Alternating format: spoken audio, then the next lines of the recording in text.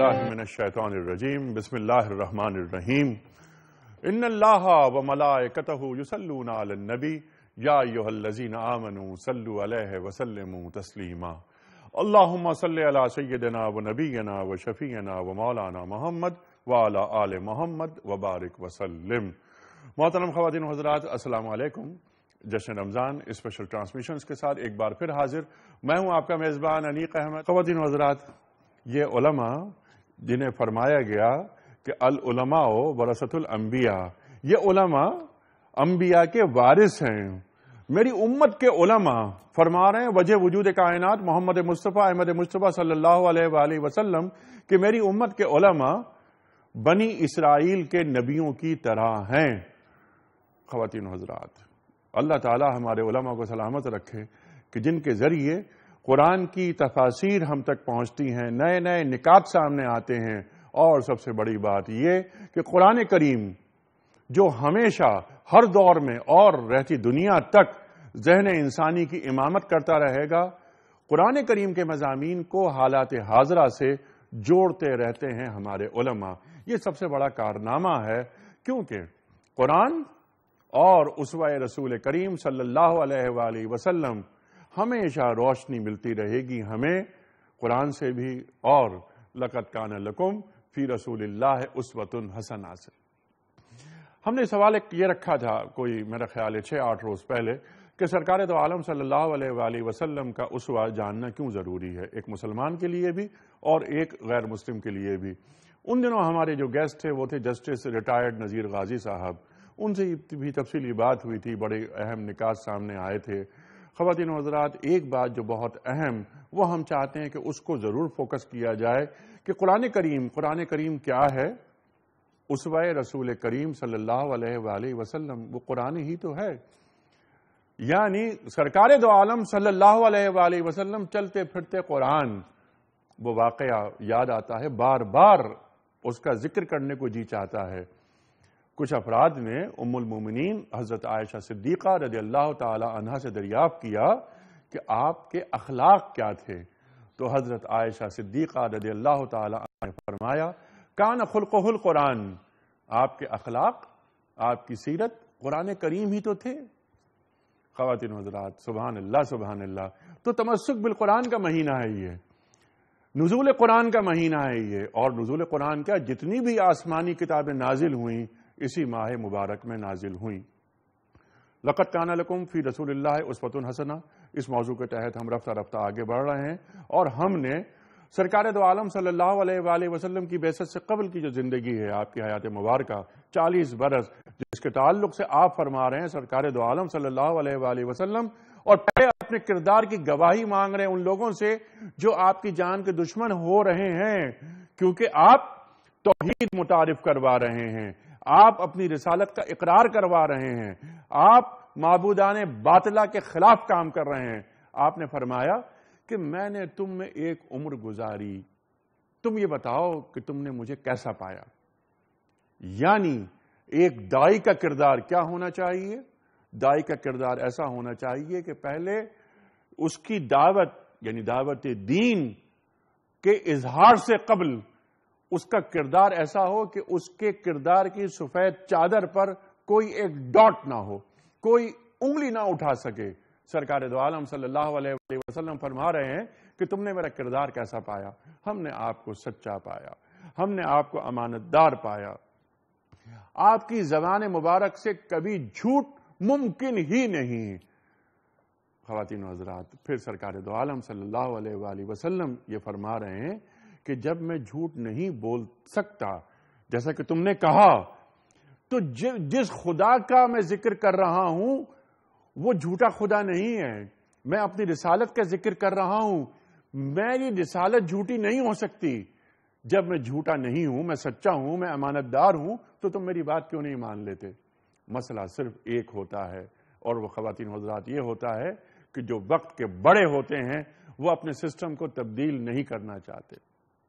آخری وقت میں، یعنی مدنی زندگی کے آغاز سے قبل کیا آفرز آئی تھی، بڑی بڑی پیشکشیں ہونے لگیں کہ آپ کو دولت چاہیے تو آپ دولت لے لیجئے، آپ کسی بڑے خاندان میں شادی کرنا چاہتے ہیں تو آپ شادی کر لیجئے، اگر آپ کو اقتدار چاہیے تو ہم آپ کی خدمت میں مکے کا اقتدار پیش کر دیتے ہیں، لیکن سرکار دو عالم صلی اللہ علیہ وآلہ وسلم کی یہ جدوجہد محض اقتدار کے حصول کے لیے نہیں، اقتدار تو ملنا ہی تھا۔ انشاءاللہ آج بھی ہم بات کریں گے، ہم جہاں تک پہنچے ہیں یہ ایک اجمالی جائزہ میں پیش کر رہا ہوں۔ خواتین و حضرات، اس کے بعد کیا ہوا؟ آپ نے اقتدار کو اور ان پیشکشوں کو ٹھوکر ماری، تشریف لا رہے ہیں، مدنی زندگی کا آغاز ہو رہا ہے۔ ہم نے مدنی زندگی کے تعلق سے بہت ساری باتیں کی۔ خواتین و حضرات، سرکار دو عالم صلی اللہ علیہ وآلہ وسلم اور خلیفہ اول حضرت ابوبکر صدیق رضی اللہ تعالی عنہ نکلتے ہیں۔ پھر وہ واقعہ بڑا اہم، بستر پر کون سو رہا ہے؟ حضرت علی مرتضیٰ کرم اللہ وجہہ۔ پہنچ رہے ہیں مدینہ، مواخات ہو رہی ہے، مسجد کا قیام ہو رہا ہے۔ مسجد جو قوت کا مرکز ہوتی ہے، کیا ہم اپنی جو ہمارے علاقوں میں مساجد ہیں ان کا استعمال اس طرح کر رہے ہیں جس طرح سرکار دو عالم صلی اللہ علیہ وآلہ وسلم نے مسجد نبوی صلی اللہ علیہ وآلہ وسلم کو کیا؟ یعنی محض نماز پڑھنے کی جگہ مسجد نہیں بنی۔ آپ صلی اللہ علیہ وآلہ وسلم تزکیہ بھی فرما رہے ہیں، دین بھی سکھا رہے ہیں، غیر ملکی وفود سے بھی مل رہے ہیں۔ خواتین و حضرات، رفتہ رفتہ بات آگے بڑھ رہی ہے، ایون یہ کہ شادیاں، نکاح وہ بھی مسجد نبوی میں ہو رہے ہیں صلی اللہ علیہ وآلہ وسلم۔ رفتہ رفتہ بات آگے بڑھتی ہے، مواخات ہو گئی، مسجد کی تعمیر پہلے ہو چکی تھی، اس کے بعد کیا ہوا؟ غزوات۔ آج ہم غزوات سے آگے کی بات کریں گے، کیونکہ ہم نے کل افطار میں جو پروگرام ختم کیا وہاں ہم نے غزوات کے تعلق سے بات کی۔ 13 برس میں جو ہمارے علماء نے ہمیں بتایا کہ 13 برس میں کہیں بھی کوئی مقاتلے کی اجازت نہیں مل رہی، یعنی اذن خداوندی نہیں ہے، وحی خداوندی نہیں آ رہی۔ لیکن جب آپ تشریف لا رہے ہیں تو اذن للذین یقاتلون بانہم ظلموا آیت نازل ہو رہی ہے۔ پھر غزوات ہوتے ہیں، غزوہ بدر، غزوہ احد، غزوہ خندق، جسے غزوہ احزاب بھی کہتے ہیں، کیونکہ کئی جماعتوں نے مل کر مقابلہ کرنے کی ٹھانی، لیکن کیا ہوا؟ دشمنان دین کا خاتمہ ہوا۔ اور غزوہ خندق کے حوالے سے ایک بات بہت اہم ہے، سرکار دو عالم فرما رہے ہیں صلی اللہ علیہ وآلہ وسلم کہ یہ آخری مرتبہ ہے کہ قریش تم پر حملہ آور ہو رہے ہیں، اب وہ حملہ نہیں کریں گے، اب ہم حملہ کریں گے۔ اللہ اکبر، اللہ اکبر۔ خواتین حضرات، آگے بڑھیں گے۔ صلح حدیبیہ پر ہم گفتگو کر رہے تھے افطار ٹرانسمیشنز میں، جہاں ہمارا وقت مکمل ہوا۔ ہم نے یہ سوچا تھا کہ اس کو یہاں روکتے ہیں، موقوف کرتے ہیں، اور انشاءاللہ تعالی سحر ٹرانسمیشنز میں آگے بڑھیں گے۔ صلح حدیبیہ، اس کا مقصد، اس کی روح، اور صلح حدیبیہ آج ہمیں کیا درس دے رہی ہے، امت مسلمہ کو کیا درس دے رہی ہے، یہ بھی ہم معلوم کریں گے۔ اور 6 ہجری میں صلح حدیبیہ ہوتی ہے، 8 ہجری میں فتح مکہ ہو رہا ہے۔ ہم انشاءاللہ تعالی اس عرصے کو آج کے پروگرام میں کور کرنے کی کوشش کریں گے، احاطہ کریں گے بہت سارے موضوعات کا۔ اور خواتین و حضرات، ہم شام کو بات کریں گے آخری خطبے کے تعلق سے۔ اس وقت ہمیں جانا ہے بریک کی جانب، واپس آئیں گے۔ تلاوت قرآن کریم سے آغاز ہوگا۔ سورہ فتح کی جو آیات ہیں 27 اور 28، سورہ فتح قرآن کریم کا 48واں سورہ، آیات 27 28 کی تلاوت فرمائیں گے محمد اکبر مالکی صاحب۔ اس وقت ہمیں لینا ہے ایک چھوٹا سا بریک۔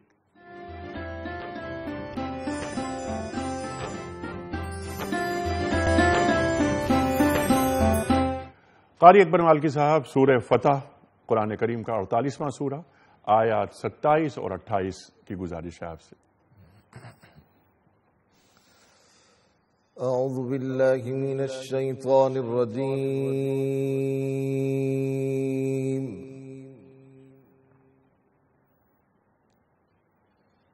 بسم اللہ الرحمن الرحیم۔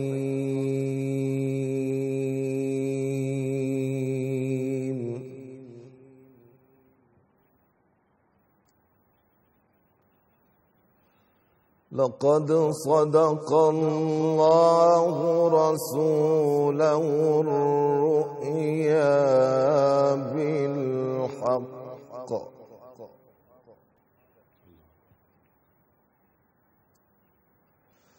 لتدخلن المسجد الحرام إن شاء الله آمنين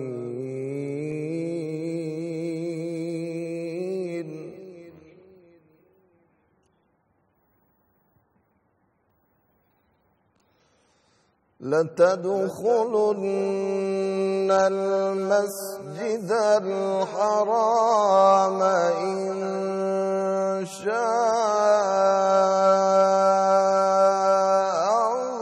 الله آمنين محلقين رؤوسكم ومقصرين. ما شاء الله ما شاء الله ما شاء الله.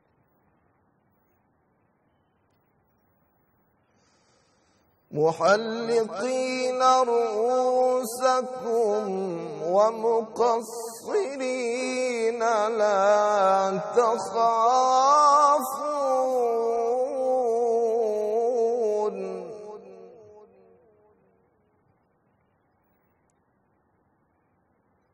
فعلم ما لم تعلموا فجعل من دون ذلك فتحا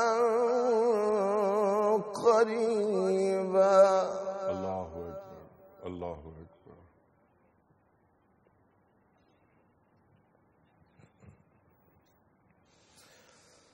هو الذي أرسل رسوله بالهدى ودين الحق ليظهره على الدين كله وكفى بالله شهيدا. ما شاء الله ما شاء الله.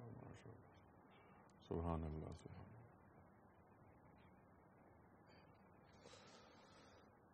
فجعل من دون ذلك فتحا قريبا.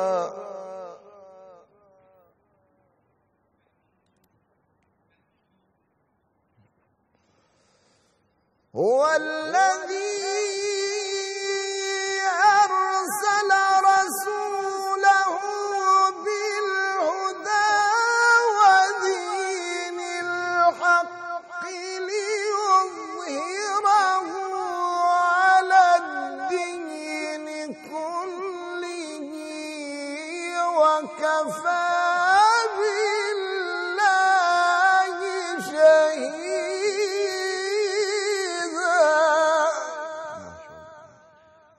ما شاء الله. فعلم ما لم تعلموا فجعل من دون ذلك فتحا قريبا.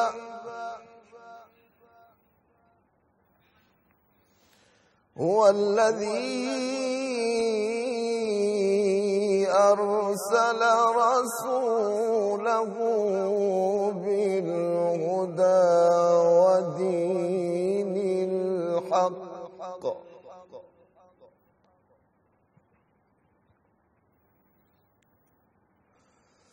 هو الذي أرسل رسوله بالهدى ودين الحق ليظهره على الدين كله وكفى بالله شهيدا. ما شاء الله ما شاء الله ما شاء الله. سبحان الله سبحان الله. ليظهره على الدين كله وكفى بالله شهيدا صدق الله العظيم. سبحان اللہ ماشاء اللہ قاری صاحب، واہ واہ واہ واہ، سبحان اللہ سبحان اللہ. خواتین و حضرات، یہ سورہ فتح قرآن کریم کا 48واں سورہ، آیات 27 اور 28 ترجمہ میں پیش کر رہا ہوں آپ کی خدمت میں کہ فی الواقع اللہ نے اپنے رسول صلی اللہ علیہ وآلہ وسلم کو سچا خواب دکھایا تھا جو ٹھیک ٹھیک حق کے مطابق تھا. انشاءاللہ تم ضرور مسجد حرام میں پورے امن کے ساتھ داخل ہوگے، اپنے سر منڈواؤ گے اور بال ترشواؤ گے، اور تمہیں کوئی خوف نہ ہوگا. وہ اس بات کو جانتا تھا جسے تم نہیں جانتے تھے، اس لیے وہ خواب پورا ہونے سے پہلے اس نے یہ قریبی فتح تم کو عطا فرما دی. وہ اللہ ہی ہے جس نے اپنے رسول صلی اللہ علیہ وآلہ وسلم کو ہدایت اور دین حق کے ساتھ بھیجا ہے تاکہ اس کو پوری جن سے دین پر غالب کر دے، اور اس حقیقت پر اللہ کی گواہی کافی ہے. صدق اللہ العظیم. خواتین و حضرات، بریک پہ جانا ہے مجھے، لیکن بریک پہ جانے سے قبل میں چاہتا ہوں کہ آج کا سوال میں آپ کی خدمت میں رکھ دوں. بریک سے واپس آنے کے بعد ہم گفتگو کا آغاز کریں گے. صلح حدیبیہ سے گفتگو شروع ہوگی اور انشاءاللہ آگے تک جائیں گے. سوال یہ ہے آج کا کہ سفر ہجرت میں مکہ مکرمہ سے نکلنے کے بعد آپ صلی اللہ علیہ وآلہ وسلم کا پہلا پڑاؤ کس مقام پر تھا؟ سفر ہجرت میں مکہ مکرمہ سے نکلنے کے بعد آپ صلی اللہ علیہ وآلہ وسلم کا پہلا پڑاؤ کس مقام پر تھا؟ غار حرا، غار ثور یا جبل احد؟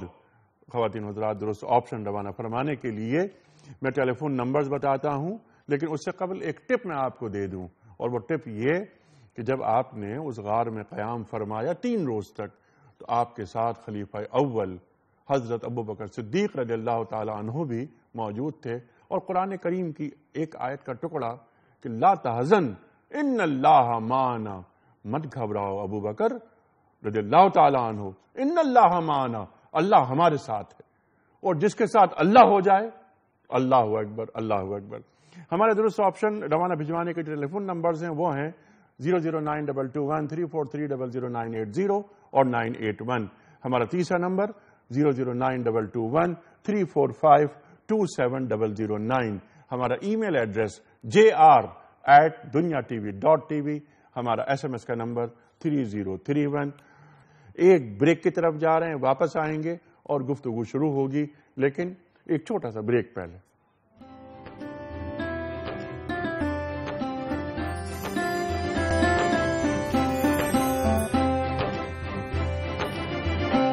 ویلکم بیک خواتین و حضرات. جشن رمضان اسپیشل ٹرانسمیشن میں ایک بار پھر خوش آمدید. تشریف فرما ہے محترم مولانا محمد الیاس گھمن صاحب. تشریف لائیں سرگودا سے، خاص طور پہ اس پروگرام میں شرکت کے لیے. بہت عنایت، بڑا ممنون مولانا، میں آپ کا بڑا شکر گزار.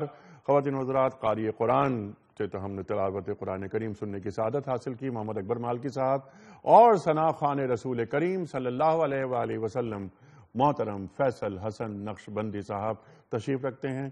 ہم نعت رسول مقبول صلی اللہ علیہ وآلہ وسلم کی درخواست کرتے ہیں فیصل صاحب سے. فیصل صاحب جی بسم اللہ.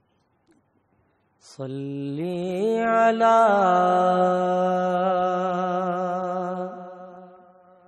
نبینا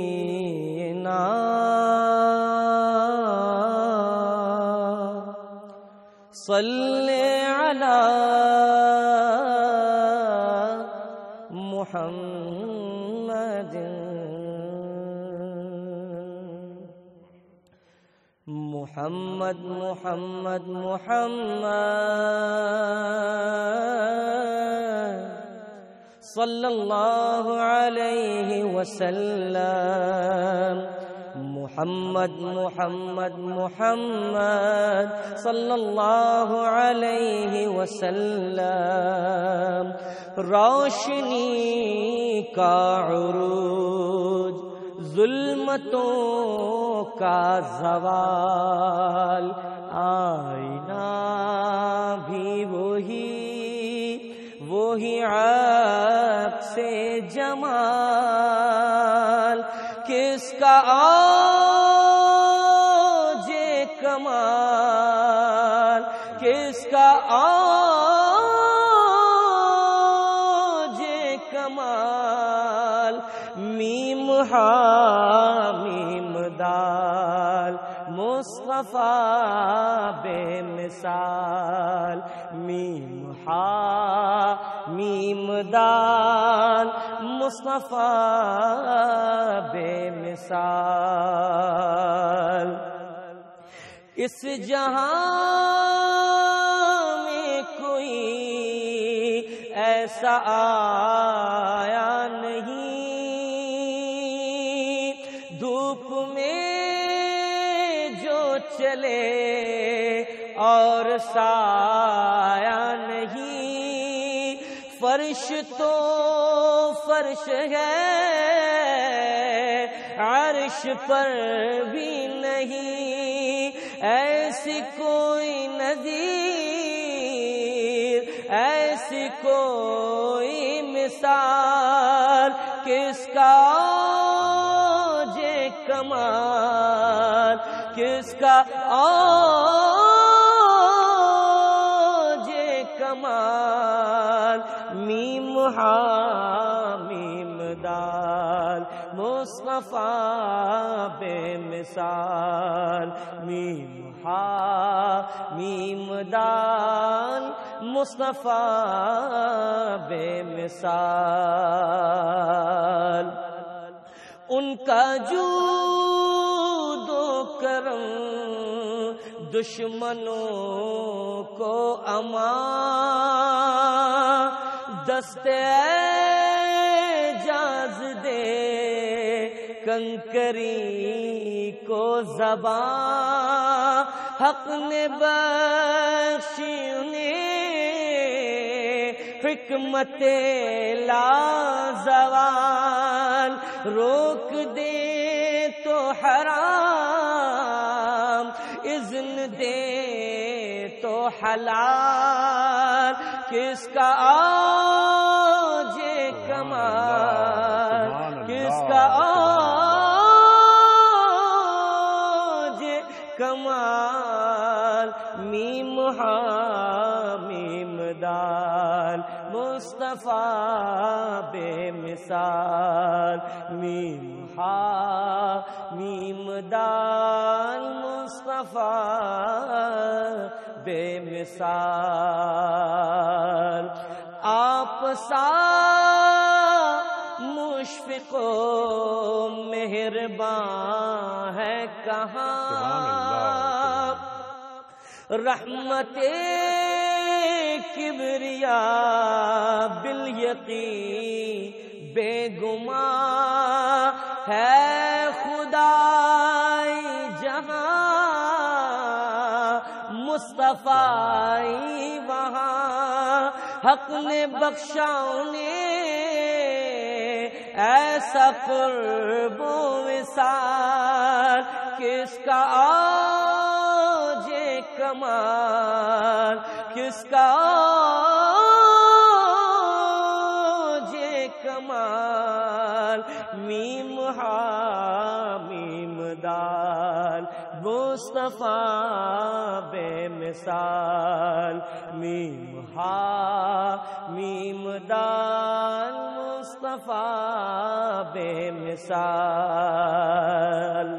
یہ ازل یہ ابد نور کا ان کا قد، حسن اور عشق ہے ان کے خال اور خد، تھے وہ موجود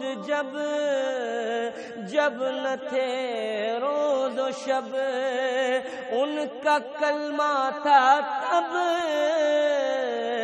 جب نہ تھے ماہ و سال، کس کا اوج کمال، کس اس کا آج کمال میم حامیم دال مصطفیٰ بے مثال محمد محمد محمد صلی اللہ علیہ وسلم محمد محمد محمد صلی اللہ علیہ وسلم محمد محمد محمد صلی اللہ علیہ وسلم. ماشاء اللہ سبحان اللہ. فیصل جزاک اللہ. خواتین و حضرات، اس وقت ہم جا رہے ہیں بریک کی جانب. واپس آئیں گے مولانا الیاس گھمن صاحب کی خدمت میں سوال رکھیں گے. گفتگو کو جوڑیں گے وہی گفتگو جو مولانا الیاس گھمن صاحب فرما رہے تھے افطار ٹرانسمیشنز میں کل، یعنی صلح حدیبیہ، اس کے نکات، اس کا خلاصہ، خاص اس کی شقیں، اس پر بات کریں گے. اور صلح حدیبیہ سے آج امت مسلمہ کو کوئی درس مل رہا ہے یا نہیں، یہ بتائیں گے ہمیں مولانا الیاس گھمن صاحب ایک چھوٹے سے بریک کے بعد.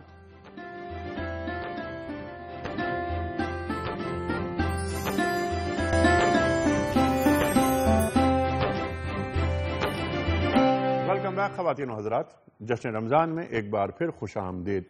مولانا، گفتگو کا آغاز کرتے ہیں آپ سے، اور گفتگو جڑے گی وہیں سے جہاں افطار ٹرانسمیشنز میں آپ نے روکی تھی. ہم بات کر رہے تھے، آپ کو یاد ہوگا، صلح حدیبیہ کے تعلق سے.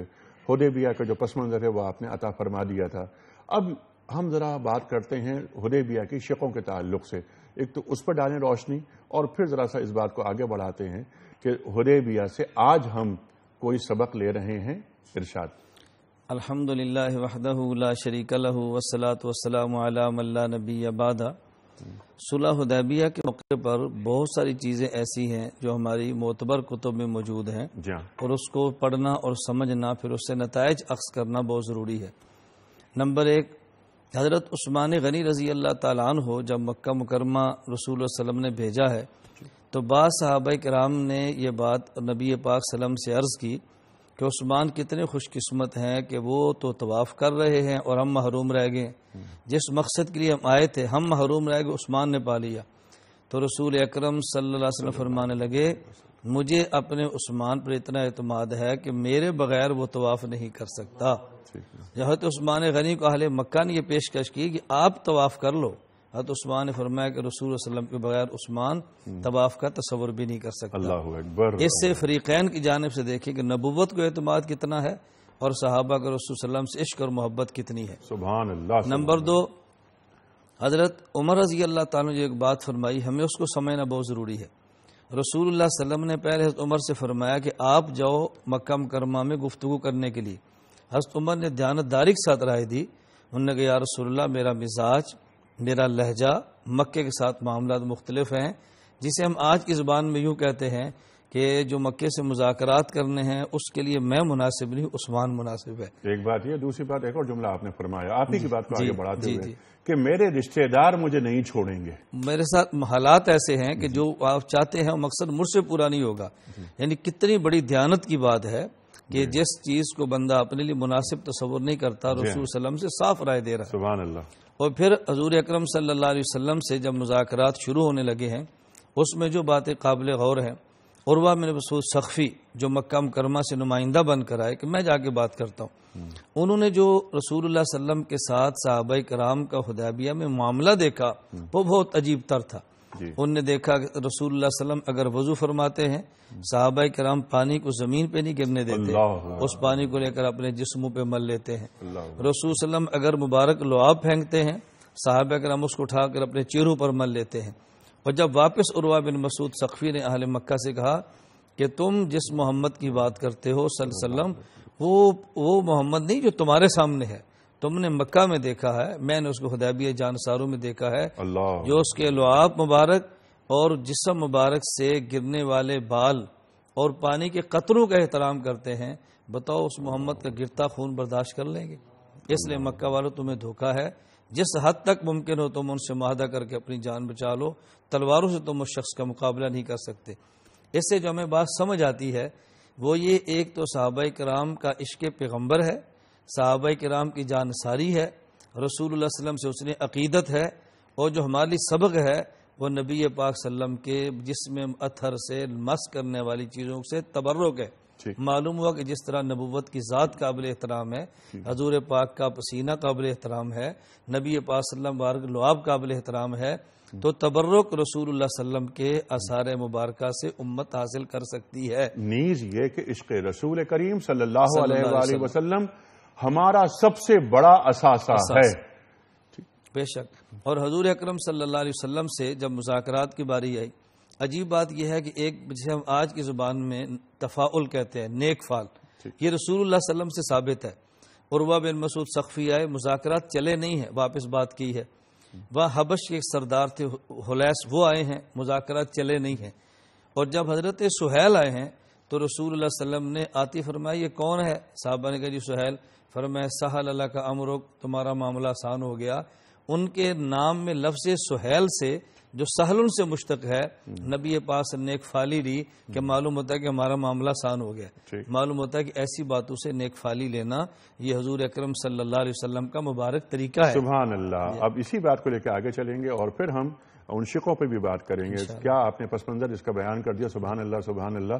اور پھر آپ نے ذکر فرمایا تھا حضرت عثمان غنی رضی اللہ تعالی عنہ کا، پھر وہاں ایک خبر آ جاتی ہے کہ صاحب انہیں قتل کر دیا گیا ہے، شہید کر دیا گیا ہے، تو بیعت رضوان ہوتی ہے اور یہ ہاتھ یہ عثمان کا ہاتھ ہے۔ فرما رہے ہیں سرکار دو عالم صلی اللہ علیہ وآلہ وسلم، یہ بہت بڑا واقعہ۔ میں آپ سے بات کرواؤں گا، کچھ افراد آپ سے بات کرنا چاہ رہے ہیں ٹیلی فون پر، کچھ کالز لیتے ہیں آپ کی اجازت سے۔ السلام علیکم۔ وعلیکم السلام انیک صاحب، میں امجد بول رہا ہوں فرام کراچی۔ سر امجد صاحب فرمائیے۔ انیک صاحب مجھے یہ کہنا ہے، تھوڑا سا آپ میری بات کو تھوڑا سا سمجھیے گا۔ جی فرمائیے میں سر۔ یہ کہنا چاہتا ہوں کہ everybody is selling Ramzan on his channel. ٹھیک جی، سارے لوگوں نے رمضان میں یہ پروگرامز کر رہے ہیں سب کچھ۔ کیا ان پروگرامز کرنے سے ہماری زندگی میں عمل آئے گا اسلام کا؟ ہاں بہت اچھی۔ آخر دوسروں کی بات تو ہم نہیں کر رہے، آپ یہ فرمائیے کہ آپ یہ پروگرام ایک نہیں، میری بات سن لیجئے۔ اب میں آپ کی خدمت میں ایک بات عرض کر رہا ہوں، دوسری بات سے پہلے میری پہلی بات سن لیجئے۔ آپ دوسروں کی ہم بات نہیں کر رہے۔ جشن رمضان آپ دیکھ رہے ہیں دنیا ٹی وی پر؟ جی میں آپ کو واچ کرتا ہوں۔ واچ کرتے ہیں نا آپ یہ بتائیے آپ نے اس پروگرام کو کیسا پایا؟ آپ ذرا گواہی دے دیجئے۔ اچھا، مجھے اصل میں شکایت صرف یہ ہے کہ سارے وقتوں میں جو ہے، جو بھی چاہے وہ تہجد کا ٹائم ہو، چاہے آپ کا شہری کا ٹائم ہو، سب کچھ یہ سارے پروگرامز آن ایئر رہتے ہیں۔ نہیں دیکھیے دیکھیے قبلہ امجد صاحب میری بات سن لیجیے آپ۔ نہیں میری بہن نے آپ کی بات سن لی، آپ اصل میں اپنی بات کو آپ نے فوکس کیا ہوا ہے اسی پر۔ میں صرف اتنی سی بات کر رہا ہوں کہ دیگر معاملات کیا ہو رہے ہیں، دیگر چینلز پہ کیا ہو رہا ہے، وہ دنیا اس کو جانتی ہے۔ ہم تو اکثر یہ بات کہتے ہیں ان پروگرامز کے حوالے سے کہ خدا را رمضان کو تو بخش دیجئے، اس مبارک مہینے کو تو بخش دیجئے۔ رمضان کا مہینہ نزول قرآن کا مہینہ ہے، رمضان کو برائے فروخت نہ بنائیں۔ یہ تو آپ نے بالکل صحیح بات فرمائی۔ میں تو یہ بات کر رہا ہوں کہ دنیا ٹی وی کی جو ذمہ داریاں ہیں، کیا دنیا ٹی وی اپنی ذمہ داریوں سے کما حقہ عہدہ برا ہو رہا ہے؟ علماء آ رہے ہیں، تشریف لا رہے ہیں، دین کو ہم سیکھ رہے ہیں، کیا آپ نے کہیں بھی کوئی ایسا سقم دیکھا؟ بس یہ میں عرض کرتا ہوں، شاید لائن کٹ گئی، اگلی کال لے لیتے ہیں۔ السلام علیکم۔ وعلیکم السلام سر حافظ نعیم بات کر رہا ہوں لاہور سے۔ جناب حافظ صاحب، میری فیملی اس ٹائم میرے ساتھ بیٹھی ہوئی ہے اور آپ کے لیے بڑی دعائیں مانگتی ہے۔ آپ کا پروگرام بہت اچھا ہوتا ہے، اللہ تعالیٰ سلامت رکھے، آپ کو رمضان بھی مبارک اور آخری عشرہ جو چل رہا ہے وہ بھی آپ کو مبارک۔ آمین ثم آمین۔ سر کیا سوال؟ مختصر میرے دو اپنا سوال تھے۔ پہلا سوال سر میرا یہ تھا کہ میں نے سنا ہے، کسی نے مجھے بتایا ہے کہ قیامت جب آئے گی اور میدان حشر جب لگے گا تو وہ اس جگہ پہ لگے گا جہاں پہ حضرت امام حسین رضی اللہ تعالی عنہ شہادت نوش فرمائی تھی انہوں نے۔ تو جنت اور دوزخ اس ٹائم آسمانوں پہ ہے، قیامت والے دن اللہ تعالیٰ کے حکم سے وہ نیچے آ جائیں گے۔ جنت، دوزخ، میدان حشر، پل صراط، یہ کون سی ایسی سرزمین ہے، کون سے ملک کی جہاں پہ اللہ تعالیٰ فیصلہ کر چکے ہیں ابھی میں اس جگہ پہ یہ اپنا اتاروں گا اور اس جگہ پہ میدان حشر؟ بالکل ٹھیک ہے، اگلی کال لیتے ہیں۔ السلام علیکم۔ السلام علیکم رحمۃ اللہ۔ جناب والا فرمائیے سر۔ جی نک صاحب، محمد عمیر بات کر رہا ہوں نوابشاہ سے. جناب محمد عمیر صاحب فرمائیے. جی سر، میرا سوال ہے، ایک حدیث مبارکہ ہے جی. میں نبی صلی اللہ علیہ وسلم فرماتے ہیں کہ جس نے میری سنت سے محبت کی اس نے مجھ سے محبت کی. جس نے میری سنت سے محبت میری کی سنت سے محبت. جی جی بالکل بالکل بالکل. جی جی ہاں. تو اس حدیث کے متعلق سوال ہے کہ سنت سے سچی محبت، ایک لگاؤ ہم اپنے اندر کس طرح پیدا کر سکتے ہیں؟ جی سبحان اللہ سبحان اللہ، کیا اچھا سوال آپ نے کیا. واہ واہ واہ. اگلی کال. السلام علیکم. السلام علیکم. ہاں جی وعلیکم السلام. جناب والا فرمائیے. آپ سے میں نے بات کرنی تھی کہ میں نے ابھی بارہمولہ کی خبریں سنی جی. تو فلسطین کے بارے میں بتایا کہ کیا حالات ہیں. جی. ایک چھوٹا سا بچہ 12-13 سال کا وہ کچھ حمد پڑھ رہا تھا اونچی اونچی. جی جی ٹھیک ہے جی. کہ بے بس ہو کے جیسے انسان اللہ تعالیٰ کو پکار رہا ہے. جی جی. اور ایک چھوٹی سی لڑکی انہوں نے دکھائی جو کھڑی ہے اکیلی ہے لیکن ایک فلسطینی سپاہی کو مکے دکھا رہی ہے. جی جی جی جی. ٹھیک ہے. جی مجھے یہ بتائیں، یہ منصف ہے، یہ سیولائزڈ قومیں ہیں. جی. ٹھیک ہے. میں آپ کو یقین سے کہہ سکتی ہوں ان کا کتا بھی مر جائے نا تو یہ کہتے ہیں ہمارے ساتھ افسوس کرو. جی. ٹھیک ہے. یہ ہمیں دکھا رہے ہیں کہ ہم سیولائزڈ ہیں، ہمیں فالو کرو. ٹھیک ہے. ہم لوگ بڑے خوش ہوتے ہیں کہ ہم جی گرین کارڈ مل گیا چاہ رہے ہیں. بالکل صحیح ہے. اچھا بی بی، آپ ہی کی بات کو میں آگے بڑھاتا ہوں. آپ کی بات سے اتفاق کرتے ہوئے آپ وجہ فرما رہی ہیں، اور جو آپ نے ویڈیوز کی بات کی اور جو فلمیں ہیں، بچی جو ہے وہ گھونسا دکھا رہی ہے اور اسرائیلی فوجی کھڑا ہوا ہے اور وہ بچہ ہم پڑھ رہا ہے، وہ ہم نے بھی دیکھی ہیں وہ، اور ہمارے بھی وہی جذبات ہیں جو آپ کے جذبات ہیں. اور جو جی بالکل روتی نہیں، ہمارا بھی یہی حال ہے. ہم بہت گریہ کر رہے ہیں، لیکن گریہ کرنے سے تو سب کچھ نہیں ہوتا نا. ابھی آپ جو گفتگو فرمائے کہ ان کا کتا ہی مر جاتا ہے تو انہیں افسوس ہوتا ہے اور وہ اس پہ احتجاج کرتے ہیں. یہ تمام واقعات نہیں، اب میری بات سن لیجیے آپ ذرا سی، کہ یہ تمام واقعات جو ہو رہے ہیں نا اس کی وجہ یہ تھی، بنیاد یہ تھی کہ 3 یہودیوں کو مارا گیا تھا. اس کے بعد اس وقت تقریباً 600 فلسطینی شہید ہو چکے ہیں. ٹھیک ہے. لیکن ان کی گفتگو ہم نہیں کرتے. ہم یہ کہتے ہیں کہ 1.5-2 ارب مسلمان ہیں، وہ کیا کر رہے ہیں، ہمارا رویہ کیا ہے اس وقت. ابھی 4 روز پہلے اسرائیلی سفارت خانے کے باہر لندن میں مظاہرہ ہوا. میں نے دیکھی وہ ویڈیوز، بلکہ میرے جو وہاں اس مظاہرے میں شریک تھے میری ان سے بھی بات ہوئی، اور اس مظاہرے میں میرے بہت قریبی عزیز بھی شریک ہوئے، اور انہوں نے بتایا کہ 1 لاکھ سے زیادہ افراد وہاں موجود تھے. میں نے پوچھا کون کون تھا؟ جارج گیلوے بھی اس میں موجود تھا، اس میں یہودی بھی موجود تھے، عیسائی بھی موجود تھے، اور انہوں نے اس صہیونی سازش کے خلاف احتجاج بلند کیا. کیا کسی عرب ملک میں کوئی احتجاج ہوا؟ کیا عالم اسلام میں 1 لاکھ؟ میں کہتا ہوں کہ 50,000 کا کوئی ایسا مظاہرہ ہوا کہ صرف پلیک کارڈ لے کے ہم کھڑے ہو جائیں. ہم کیا کرتے ہیں کہ ہم اپنی عافیت کو عذر بنا لیتے ہیں. جو ذمہ داریاں اللہ ہم پر نافذ کر رہا ہے، عائد کر رہا ہے، اسے منہ چڑھاتے ہیں. بریک کی طرف جا رہے ہیں، واپس آئیں گے اور مولانا کی خدمت میں مزید رکھیں گے سوالات ایک بریک کے بعد.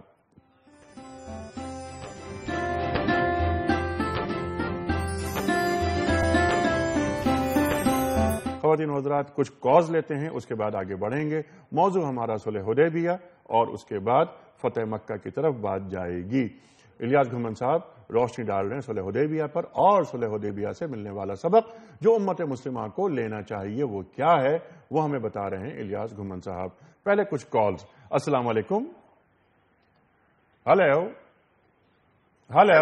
جی السلام علیکم. السلام علیکم. جی وعلیکم السلام. میں رؤوف بول رہا ہوں جی، نائجیریا سے. جناب رؤوف صاحب فرمائیے. سر جی سر، مجھے پہلا روزہ توڑنا پڑ گیا. اچھا، تو اس کے لیے قضا ہے اور کیا اس کے لیے کرنا ہے میں نے؟ اچھا، توڑنا پڑ گیا، قضا ہے یا فدیہ ہے، یہ کیا ہے یہ ہم معلوم کریں گے گھمن صاحب سے. جی اگلی کال لے لیتے ہیں. السلام علیکم. وعلیکم السلام. سر زین بات کر رہا ہوں میں. جناب کہاں سے؟ سر میرا میں کوئٹہ سے بات کر رہا ہوں سر. جناب والا.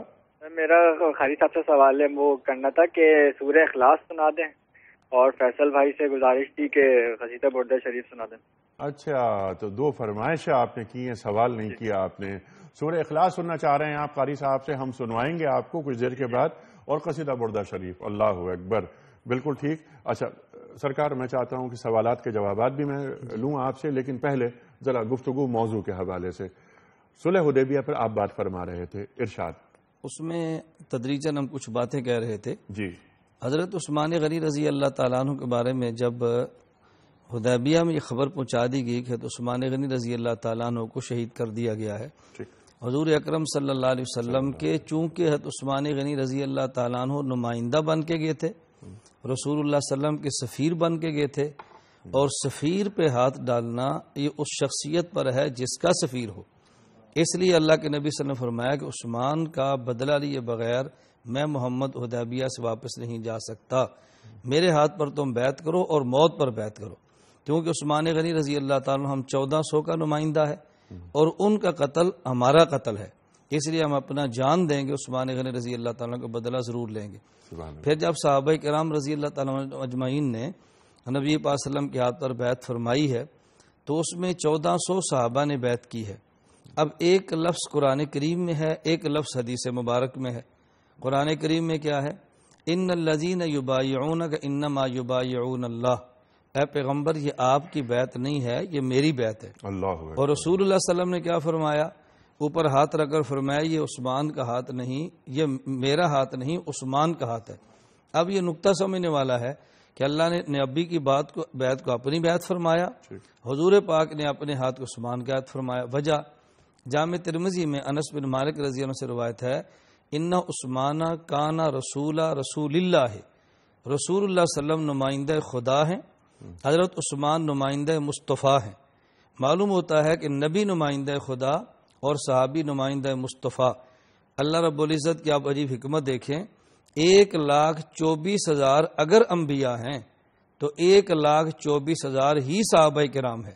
گویا کہ اللہ نے اپنے نبی کو اعزاز بخشا ہے کہ میرے مصطفیٰ جتنے نمائندے میرے ہیں اتنے ہی نمائندے تیرے ہیں.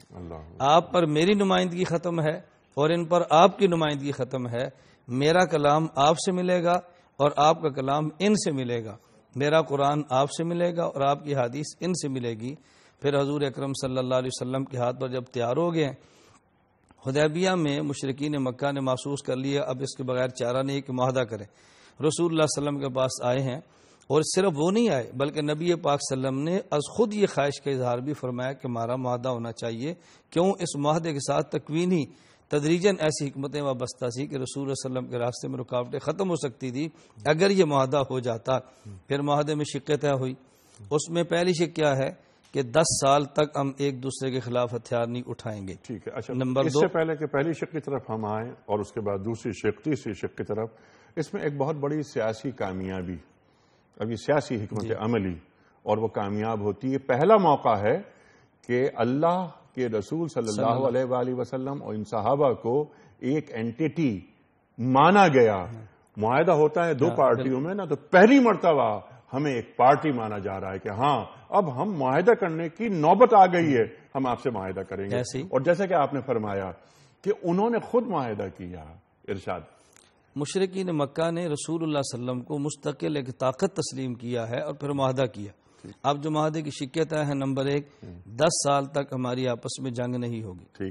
نمبر 2، یہاں جو قبائل موجود ہیں عرب میں، ان میں سے جو قبیلہ جس فریق کے ساتھ چاہے معاہدہ کر لے اور شریک ہو جائے. بنو بکر قریش کے ساتھ چلے گئے اور دوسرے بنو خزاع نبی پاک صلی اللہ علیہ وسلم کے ساتھ چلے گئے.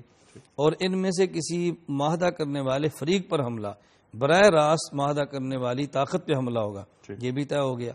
پھر اگر کوئی مسلمان مکہ سے مسلمان ہو کے مدینہ جائے اس کو واپس کیا جائے گا، اور مدینہ سے اگر کوئی الیاذ باللہ مرتد ہو کے مکہ جائے تو اس کو واپس نہیں کیا جائے گا. یہ معاہدہ طے ہوا.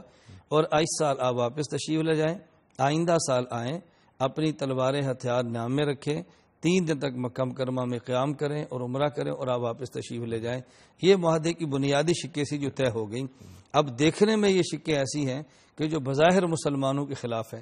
یہی وجہ حضرت عمر رضی اللہ تعالیٰ کو طے ہونے کا، یا رسول اللہ حق پہ نہیں ہے، وہی سچی نہیں ہے، آپ نے فتح کا وعدہ نہیں کیا، یہ کیا ہو رہا ہے؟ نبی پاک نے فرمایا کہ عمر انا فتح لک فتح مبینہ، فتح آ رہی ہے، آپ جو میں بات کہہ رہا ہوں اس کو توجہ سے سنیں. حضرت عمر رضی اللہ تعالیٰ پھر اس کے بعد صدیق اکبر کے پاس گئے ہیں. ابو بکر کیا یہ بات نبی پاک حق پہ نہیں ہے؟ حق پہ ہیں. دب کر صلح کیوں کی جا رہی ہے؟ صدیق اکبر عرض کیا عمر یہ دب کے صلح نہیں ہے، اس کے تاج و حکمتیں ہیں وہ رسول اللہ صلی اللہ علیہ وسلم بہتر سمجھتے ہیں، میری اور آپ کی عقل وہاں تک نہیں پہنچتی۔ حضرت عمر رضی اللہ تعالیٰ کو خود احساس ہوا کہ مجھے اس طرح جری ہو کر بات نہیں کرنی چاہیے تھی، پھر خیر صدقہ بھی دیا، سارا کچھ کیا۔ اس حالت میں نبی کریم صلی اللہ علیہ وسلم جب واپس لوٹنا تھا، اب یہاں وہی جو بات ہماری شام کی بھی آئی تھی کہ نبی پاک صلی اللہ علیہ وسلم نے 3 بار ارشاد فرمایا حلق اور قصر کے لیے، لیکن صحابہ کرام رضی اللہ تعالیٰ اس قدر طیش میں تھے کہ ان کے لیے حلق کروانا مشکل نظر آ رہا۔ یہ رسول اللہ صلی اللہ علیہ وسلم کی مخالفت نہیں تھی، یہ غلبہ حال میں تھا۔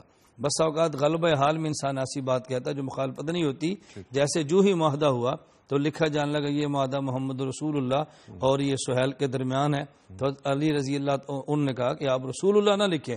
حضور پاک علی کہا بھائی آپ یہ کاٹ دو، علی فرمایا حضور یہ میں نہیں کر سکتا۔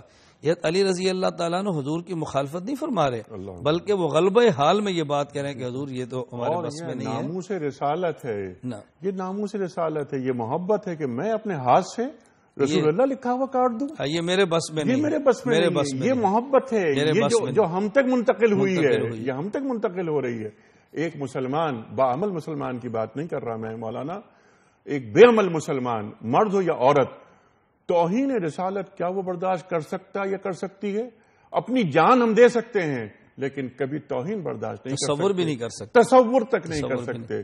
یہی چیز اسلام دشمنوں کی سمجھ میں نہیں آتی۔ حضرت امام مالک سے خلیفہ ہارون رشید نے پوچھا، مجھے جانا ہے، مجھے بریک کی طرف، یہ بہت اہم گفتگو آپ فرما رہے ہیں، لیکن ہم واپس آئیں گے کیونکہ بریک بہت ضروری ہے۔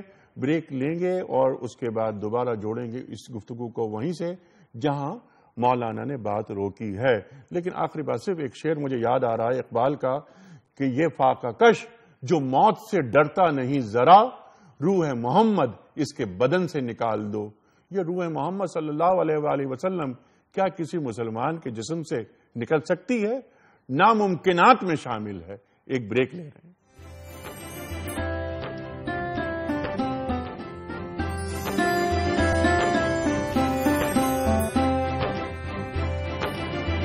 ویلکم بیک خواتین و حضرات، جشن رمضان اسپیشل ٹرانسمیشنز میں ایک بار پھر خوش آمدید۔ اس سے پہلے کہ گفتگو کو مزید آگے بڑھایا جائے، ایک تو میں استقبال کروں گا، خوش آمدید کہوں گا ہمارے نئے مہمان محترم مولانا شجاع الدین شیخ صاحب۔ نئے سے مراد آج کے پروگرام میں نئے، ورنہ شیخ صاحب تو مسلسل روزانہ سحر ٹرانسمیشنز میں ہمارے پاس آ رہے ہیں۔ دیر اس لیے ہوتی ہے، میں آپ کو وضاحت بھی کر دوں اس بات کی کہ شیخ صاحب بہت یہاں قریب ہی ایک جگہ درس قرآن دیتے ہیں، وہاں آپ کی مصروفیت ہوتی ہے، جیسے ہی درس قرآن ختم ہوتا ہے آپ ہمیں جوائن کر لیتے ہیں تاکہ یہ بات بھی واضح ہو جائے۔ اور خواتین و حضرات، اس سے پہلے کہ بات آگے بڑھے اور حضرت امام مالک کا جو واقعہ آپ بیان فرما رہے تھے، میں آپ سے درخواست کروں گا جوڑیں آپ وہ واقعہ، لیکن اس سے پہلے کوئز۔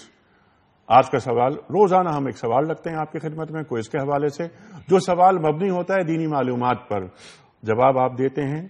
آج کا سوال نوٹ فرما لیجئے، سفر ہجرت میں مکہ مکرمہ سے نکلنے کے بعد آپ صلی اللہ علیہ وآلہ وسلم کا پہلا پڑاؤ کس مقام پر تھا؟ 3 آپشنز، غار حرا یا غار ثور یا جبل احد۔ میں نے ایک ٹپ دی تھی جب میں نے پہلی مرتبہ یہ سوال رکھا تھا آپ کی خدمت میں، وہ ٹپ یہ تھی کہ یہ وہ غار ہے کہ جہاں آپ صلی اللہ علیہ وآلہ وسلم اور آپ کے ساتھی رفیق خاص خلیفہ اول حضرت ابوبکر صدیق رضی اللہ تعالی عنہ بھی موجود، اور قرآن کریم میں بھی اس واقعے کا ذکر ہے۔ اللہ اکبر، لا تحزن ان اللہ معنا بھی فرمایا گیا ہے کہ اے ابو بکر غم نہ کرو، افسوس نہ کرو، ان اللہ معنا، اللہ ہمارے ساتھ ہے۔ درست جواب جو بھی آپ سمجھتے ہوں روانہ فرمائیے۔ ہمارے فون نمبرز ہیں 00922 343000980 اور 981۔ ہمارا ایک اور ٹیلی فون نمبر ہے 00922 345 27009۔ اگر آپ ای میل کرنا چاہیں اپنا درست جواب تو روانہ فرمائیے jr@duniatv.tv پر۔ اگر آپ ایس ایم ایس کرنا چاہیں تو 3031 پر ایس ایم ایس کیجئے۔ شیخ صاحب میں چاہتا ہوں بلکہ آپ وہ واقعہ حضرت امام مالک کا واقعہ پہلے آپ وہ پورا کر لیں، اس کے بعد شیخ صاحب کی طرف ارشاد۔ میں گزارش کر رہا تھا کہ حدیبیہ کے موقع پر جو 3-4 اہم واقعات پیش ہوئے ہیں، بظاہر اس سے صحابہ کرام رضی اللہ تعالیٰ عنہ اجمعین کے بارے میں شک گزرتا ہے کہ شاید انہوں نے رسول صلی اللہ علیہ وسلم کی بات نہیں مانی، شاید مثلا جب عثمان غنی رضی اللہ تعالیٰ عنہ مکہ میں گئے ہیں اور حضور پاک صلی اللہ علیہ وسلم کے بغیر طواف کا انکار کیا ہے تو عام بندہ سمجھتا ہے شاید ان کو کعبہ سے محبت کم ہے، یہ وجہ نہیں ہے۔ حضرت علی المرتضیٰ رضی اللہ تعالیٰ عنہ رسول اللہ صلی اللہ علیہ وسلم کے فرمانے کے باوجود جو رسول اللہ کا لفظ کاٹنے کے لیے تیار نہیں ہو رہے، بظاہر بندہ سمجھتا ہے کہ حضور پاک صلی اللہ علیہ وسلم کی بات نہیں مانی جا رہی، یہ وجہ ہرگز نہیں ہے۔ رسول اللہ صلی اللہ علیہ وسلم کی یہ بات فرمانے کے باوجود کہ آپ حلق یا قصر کروائیں، صحابہ تیار نہیں ہو رہے، اس کا مطلب کہ بات نہیں مانی، ہرگز یہ وجہ نہیں ہے۔ ان تمام تر واقعات میں جو بنیادی عنصر تھا وہ صحابہ کرام رضی اللہ عنہ مجمعین کا نبی پاک صلی اللہ علیہ وسلم سے اس قدر تعلق، عقیدت، محبت اور عشق کا تھا کہ ایسا لفظ یا ایسا جملہ یا ایسی معمولی سی حرکت جس سے شبہ بھی ہو کہ نبی پاک صلی اللہ علیہ وسلم کی توہین کا پہلو نکلتا ہے، وہ اس کے لیے تیار نہیں تھے۔ وہ سمجھتے رہے اس حالت میں واپس چلے جانا یہ حضور کی توہین ہے کہ ہم یوں واپس چلے جائیں اور میں نام کاٹ دوں، یہ میرے نبی کی توہین ہے، میں برداشت نہیں کرتا۔ میں اس پر یہ کہہ رہا تھا کہ حضرت خلیفہ ہارون الرشید نے حضرت امام مالک رحمۃ اللہ علیہ سے پوچھا کہ آپ فرمائیں اگر کوئی شخص نبی پاک صلی اللہ علیہ وسلم کی توہین میں کوئی جملہ کہہ دے تو اس کی سزا کیا ہے؟ امام مالک نے بڑی عجیب بات فرمائی، انہیں براہ راست فرد کی سزا کی بات رہے گی۔ فرمایا ما بقاء الامت بعد سب نبیہا صلی اللہ علیہ وسلم، جس امت کے نبی کی توہین کر دی جائے اس پوری امت کے رہنے کا کوئی جواز باقی نہیں رہتا، کوئی جواز باقی نہیں اس امت کے رہنے کا، فرد کا تو مسئلہ ہی نہیں ہے۔ تو چونکہ رسول اللہ صلی اللہ علیہ وسلم کی ذات اس قدر ہے تو صحابہ کرام کو حضور سے تعلق اتنا تھا کہ ہلکی سی ایسی بات جس سے شبہ بھی نکلتا ہو وہ تیار نہیں ہوتے تھے، لیکن رسول اللہ صلی اللہ علیہ وسلم کو چونکہ ہر معاملہ وہی سے تھا، اللہ کے نبی نے کروانا تھا، تو اس کے لیے پھر صورتحال اور تدابیر ایسی اختیار کی گئی کہ جو امت کو مسئلہ بھی سمجھ آ گیا اور شریعت کے حکام پہ عمل بھی حسن تدبیر سے ہوتا۔ سبحان اللہ۔ اور افطار میں بھی جو بات فرمائی تھی آپ نے بھی ذکر کیا تھا اور ہمارے دوسرے مہمان تھے انہوں نے بھی ذکر کیا تھا کہ جب صحابہ کرام رضوان اللہ تعالی اجمعین احرام نہیں اتار رہے تو آپ خیمے میں تشریف لے گئے اور وہاں آپ کی زوجہ محترمہ ام المومنین حضرت ام سلمہ رضی اللہ تعالی عنہا نے مشورہ دیا کہ آپ حلق کرا لیجئے، آپ قصر کرا لیجئے، آپ احرام اتار دیجئے، یہ جو عاشقان مصطفی ہیں صلی اللہ علیہ وآلہ وسلم یہ بھی احرام اتار دیں گے۔ میں افطار ٹرانسمیشنز میں یہ بات کہہ رہا تھا، یہ ہوتا ہے بیوی کا مشورہ، یہ ہے بیوی کا مقام، لیکن ہمارے معاشروں میں ہم ان تمام واقعات کو صرف واقعات برائے واقعات رکھ کر شیخ صاحب ہمیں دیکھنا چاہیے، بلکہ اپنے حالات کو اور اپنی حالت کو سدھارنا چاہیے ان واقعات کے ذریعے کہ اللہ کے رسول صلی اللہ علیہ وآلہ وسلم اور امہات المومنین کا کردار، ان کی سیرت ہم سب کے لیے کس طرح باعث عمل بنتی ہے ہمارے حالات کو ٹھیک کرنے کے لیے۔ صلح حدیبیہ پر میں چاہتا ہوں شیخ صاحب آپ بھی تشریف جب لائے ہیں تو آپ اس میں آپ کی انپٹ آ جائے۔ یہ جو نکات ہیں صلح حدیبیہ کے، بظاہر ایسا محسوس ہوتا ہے کہ مسلمانوں کو شکست ہو رہی ہے، مسلمانوں کو مدافعانہ انداز اپنانا پڑ رہا ہے، لیکن اللہ تعالیٰ کی ایک مرضی اور اللہ تعالیٰ کا ایک اذن چل رہا ہے جو کہ انا فتحنا لک فتحا مبینہ تک جا رہی ہے بات، جو قرآن کریم۔ جی بالکل، ارشاد۔ بسم اللہ الرحمن الرحیم۔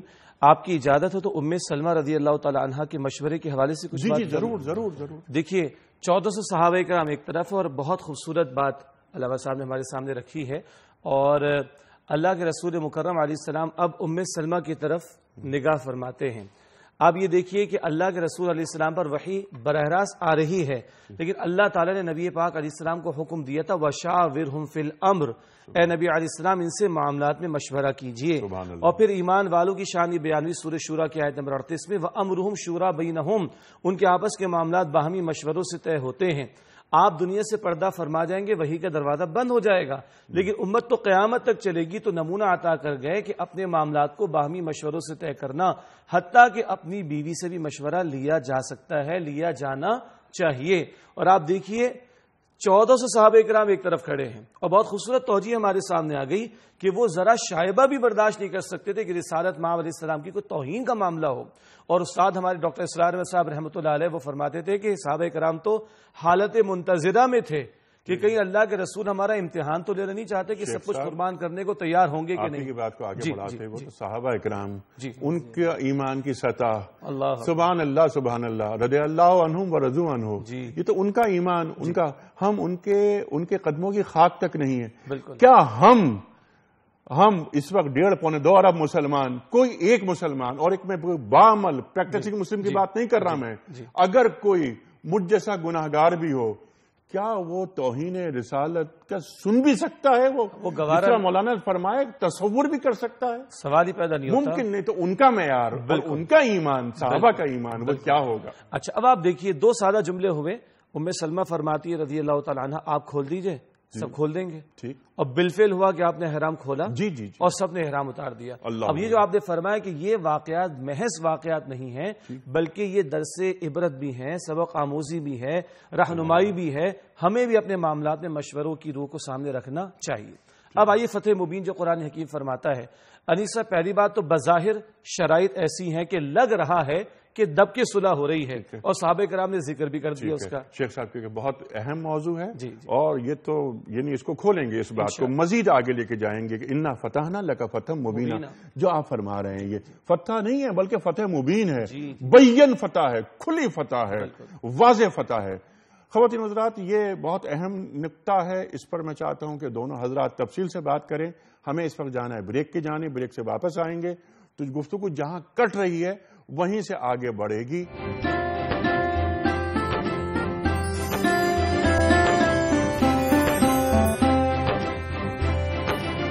ویلکم بیک خواتین و حضرات، جشن رمضان اسپیشل ٹرانسمیشنز ایک بار پھر خوش آمدید آپ سب کو۔ تشریف فرما ہے محترم مولانا الیاس گھمن صاحب، محترم مولانا شجاع الدین شیخ صاحب، محترم اکبر مالکی صاحب قاری قرآن اور ثنا خوان رسول کریم صلی اللہ علیہ وآلہ وسلم، محترم فیصل حسن نقشبندی صاحب۔ خواتین و حضرات اس سے پہلے کہ ہم آگے بڑھیں اور ڈسکشنز میں داخل ہوں مزید صلح حدیبیہ کے حوالے سے، اور بریک سے قبل جہاں بات رکی تھی وہیں سے ہم جوڑیں گے کہ انا فتحنا لک فتحا مبینا پہ بات فرما رہے تھے شیخ صاحب، لیکن یہ زین صاحب کی ایک کال آئی تھی اور زین صاحب نے یہ فرمایا تھا، بلکہ اس خواہش کا اظہار کیا تھا کہ قاری قرآن محمد اکبر مالکی صاحب یہاں تشریف رکھتے ہیں تو سورہ اخلاص وہ سننا چاہ رہے ہیں آپ سے، تو میں چاہتا ہوں کہ سورہ اخلاص کی تلاوت فرمائیں۔ اعوذ باللہ من الشیطان الرجیم،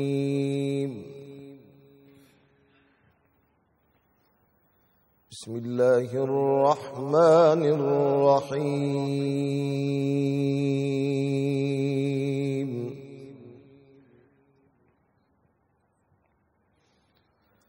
قل هو اللہ احد اللہ الصمد لم یلد ولم یولد ولم یکن له کفوا احد۔ بسم اللہ الرحمن الرحیم،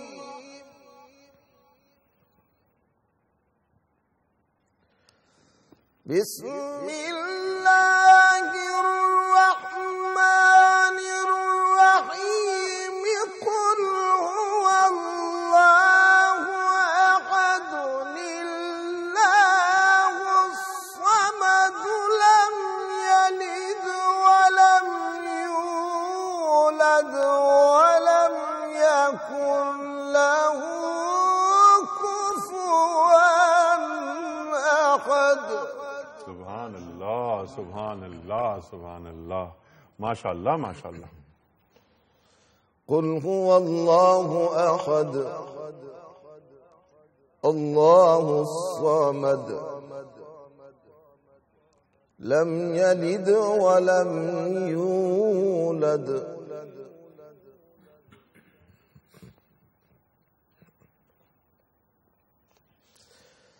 بسم اللہ الرحمن الرحیم، قل هو اللہ احد اللہ الصمد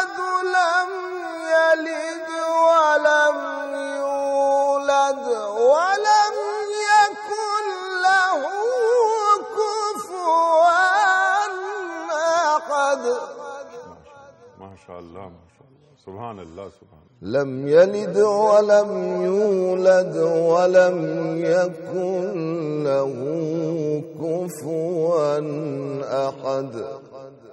صدق الله العظيم. جزاک اللہ ماشاء اللہ قاری صاحب. سبحان اللہ اللہ اکبر. کیا قرأت. اللہ اکبر کیا تلاوت. واہ واہ واہ واہ. سبحان اللہ قاری صاحب. اللہم زد فزد. بہت دعائیں ہیں آپ کے لیے. شیخ صاحب صلح حدیبیہ اسی موضوع سے جوڑتے ہیں. بریک سے قبل آپ بات فرما رہے تھے اور بات شروع ہوئی تھی کہ ہم بریک کی طرف چلے گئے. انا فتحنا لک فتحا مبینا صلح حدیبیہ، اور آپ نے فرمایا کہ بظاہر یہ محسوس ہو رہا ہے کہ مسلمان پیچھے کی طرف ہٹ رہے ہیں، یہ مدافعانہ انداز ہے، لیکن اللہ تعالیٰ اسے کھلی ہوئی فتح قرار دے رہا ہے قرآن کریم میں، اور قرآن کریم کی ہر بات حرف آخر ہے. ارشاد. بسم اللہ الرحمن الرحیم. رب کائنات اس کو فتح مبین، کھلی فتح قرار دیا. بظاہر جیسے کہ شرائط پر گفتگو ہوئی ہے، بظاہر لگ رہا ہے کہ دب کر صلح ہو رہی ہے اور اس کا کچھ اظہار بھی صحابہ کرام کی طرف سے آیا، مگر رسالت مآب علیہ السلام نے فرمایا کہ میں اللہ کے حکم کا پابند ہوں. پہلی بات حنیف صاحب یہ ہے کہ صلح کبھی کمزور سے نہیں کی جاتی، صلح برابر والے سے کی جاتی ہے، پہلی بات. دوسری بات یہ ہے اس صلح کے نتیجے میں مسلمانوں کی بھی گویا ایک طاقت تسلیم کیا گیا ہے. سبحان اللہ. تیسری بات یہ ہے مسلمانوں کے دین کو عرب میں مشرکین کے عقائد سے ہٹ کر ایک دین تسلیم کیا گیا ہے. چوتھی بات آج کہا جا رہا ہے کہ آج تو آپ لوگ واپس چلے جائیے، اگلے سال عمرہ ادا کر لیجئے گا. کل تک جو وہ ناک اونچی رکھنے کی بات تھی مشرکین کی، اب وہ گویا ناک خود اپنی کاٹ رہے ہیں کہ اس سال چلیں، آپ برائے مہربانی واپس چلے جائیے، اگلے سال آگے آپ عمرہ ادا کر لیجئے گا. پانچویں بات، اس کے بعد اللہ کے رسول کو ٹائم ملا صلی اللہ علیہ وسلم. سیز فائر تو 10 سال کا ہوا، لیکن 1.25 برس میں معاملہ ختم ہو جائے گا کیونکہ مشرکین کی طرف سے خلاف ورزی ہوگی. اس دوران جو ٹائم آپ علیہ الصلوۃ والسلام کو ملا تو آپ نے خطوط روانہ فرمائے ہیں عرب کے مختلف گوشوں میں، مختلف علاقوں کے اندر، اور اس سے آگے بھی. ساتویں بات یہ ہے کہ اللہ کے نبی صلی اللہ علیہ وسلم ابھی جب تشریف لائے ہیں تو 1400 صحابہ کرام آپ کے ساتھ ہیں. اس سیز فائر کے نتیجے میں ادھر کے لوگوں کو ادھر، ادھر کے لوگوں کو ادھر کچھ گفتگو کا سیکھنے کا موقع ملے گا. چنانچہ 1.25 برس کے بعد جب 8 ہجری میں فتح مکہ کے لیے لشکر جا رہا ہوگا تو آج 1400 ہیں اور کل 10,000 کا لشکر ہوگا جو نبی اکرم علیہ الصلوۃ والسلام لے کر جا رہے ہوں گے. یہ وہ نکات ہیں جو کھلتے چلے جائیں گے اور فتح مبین بالآخر وہ فتح مکہ اور سرزمین عرب پر اللہ کے دین کی سربلندی کا اظہار ہوتا ہوا نظر آئے گا انشاءاللہ. سبحان اللہ سبحان اللہ سبحان اللہ. اور ایسے ہی ہوا جیسا کہ فرمایا شیخ صاحب نے. اس میں ایک بہت اہم نقطہ اٹھایا، بہت اہم بات، کہ اب یہ سکون ہوا، ایک شناخت ہو گئی، اینٹی ہو گئی، برابری کی بنیاد پر صلح ہوئی دو فریقوں کے مابین. سلاطین کو خطوط لکھے جا رہے ہیں اور سلام علی من اتبع الہدی. مقوقس شاہ مصر اور بڑا تعظیم کر رہا ہے. کسرا کا رویہ، سفیر جاتے ہیں تو وہ سرکار دو عالم صلی اللہ علیہ وآلہ وسلم کے نامہ مبارک کو پھاڑ کر پھینک دیتا ہے، اور اپنے جو گورنر، یمن کا گورنر بازان جس کا نام ہے، اس بازان سے کہتا ہے کہ انہیں گرفتار کر کے میرے پاس لاؤ. سرکار دو عالم صلی اللہ علیہ وسلم کو جو اطلاع ملتی ہے کہ ایسا کیا اس نے، تو آپ نے کیا فرمایا؟ آپ نے فرمایا کہ کسرا کی جس طرح اس نے میرا نامہ مبارک پھاڑ دیا ہے اس کی سلطنت ختم ہو جائے گی. ابھی سفیر واپس نہیں جاتا ہے کہ اس کا بیٹا اسے قتل کر دیتا ہے یہ، اور کسرا کی حکومت پارا پارا ہو گئی. اس پہ ابھی ہم آگے بات کریں گے. قیصر روم ہرقل کا انداز کچھ اور تھا، لیکن اس پہ گفتگو میں چاہ رہا ہوں کہ آپ فرمائیں کہ یہاں پر یا ایھا الرسول بلغ انزل یا رسول ما انزل الیک من قبلک، جو من ربک، جو اللہ تعالیٰ ارشاد فرما رہے ہیں یا ایھا الرسول بلغ ما انزل من ربک، اس تعلق سے کہ دین کے پیغام کو عام کرنا ہے، دین کے پیغام کو پھیلانا ہے. جو بڑے بڑے بادشاہ جیسے آج کے سپر پاورز، ان تک دعوت دین پہنچانا کتنا بڑا کام تھا جو اس عرصے میں ہوا. ارشاد فرمائیے. حضور اکرم صلی اللہ علیہ وسلم نے جو اس موقع پر معاہدہ فرمایا اور شرائط طے کر دی گئیں، میں نے گزارش کی تھی ایک تو ہمیں یہ سمجھنا چاہیے کہ ان شرائط کی روشنی میں آج معاہدہ کرنا پڑے تو ہمارے لیے کیا رہنمائی ملتی ہے۔ جی ہاں، حضور اکرم صلی اللہ علیہ وسلم معاہدہ فرمایا، اس ایک بات تو ثابت ہوئی کہ آج بھی حاکم وقت یا مسلمانوں کا کوئی سربراہ اگر کسی کافر اور دوسری قوم سے معاہدہ کرنا چاہے تو کر سکتا ہے، بشرطے کہ وہ دب کر نہ کرے۔ نمبر 2، اگر ایک مسلم سربراہ معاہدہ کرے تو اس کا مطلب یہ نہیں کہ دوسرا بھی اس معاہدے کا پابند ہے، مسلمان حکمران۔ جس طرح کہ حضور اکرم صلی اللہ علیہ وسلم معاہدہ فرما لیا، ابو بصیر اس معاہدے کی روح سے واپس ہوئے، پھر اللہ نے جگہ قائم کر دی، تو رسول اللہ صلی اللہ علیہ وسلم فرمایا بھی معاہدہ میرا ہے، ان کا نہیں ہے۔ ان نے کہا معاہدہ حضور کا ہے، ہمارا نہیں ہے۔ اس لیے جو شخص مکہ مکرمہ سے نکلتا تو وہاں چلا جاتا۔ اس سے یہ بات بھی ثابت ہوئی کہ ایک حاکم دوسرے کی وجہ سے بلا وجہ نہ سمجھے کہ فلاں نے معاہدہ کیا تو میں بھی اس کا پابند ہوں، ایسی بات ہرگز نہیں ہے۔ پھر حضور اکرم صلی اللہ علیہ وسلم نے اس موقع پر جو آپ نے معاہدہ فرمایا ہے، معاہدے کی پابندی بھی فرمائی ہے۔ معلوم ہوا کہ معاہدے کی پابندی کرنا ایمان کا حصہ ہے اور معاہدے کو توڑنا یہ نفاق کی علامت ہے۔ نبی کریم صلی اللہ علیہ وسلم سے جو کفار نے معاہدہ کیا، آپ اسی بات کو دیکھیں کہ فتح مکہ تو بات کی بات ہے، آئندہ سال اگلے سن 7 ہجری میں کیا ہوا، نبی پاک صلی اللہ علیہ وسلم عمرہ مبارک کے لیے تشریف لے گئے۔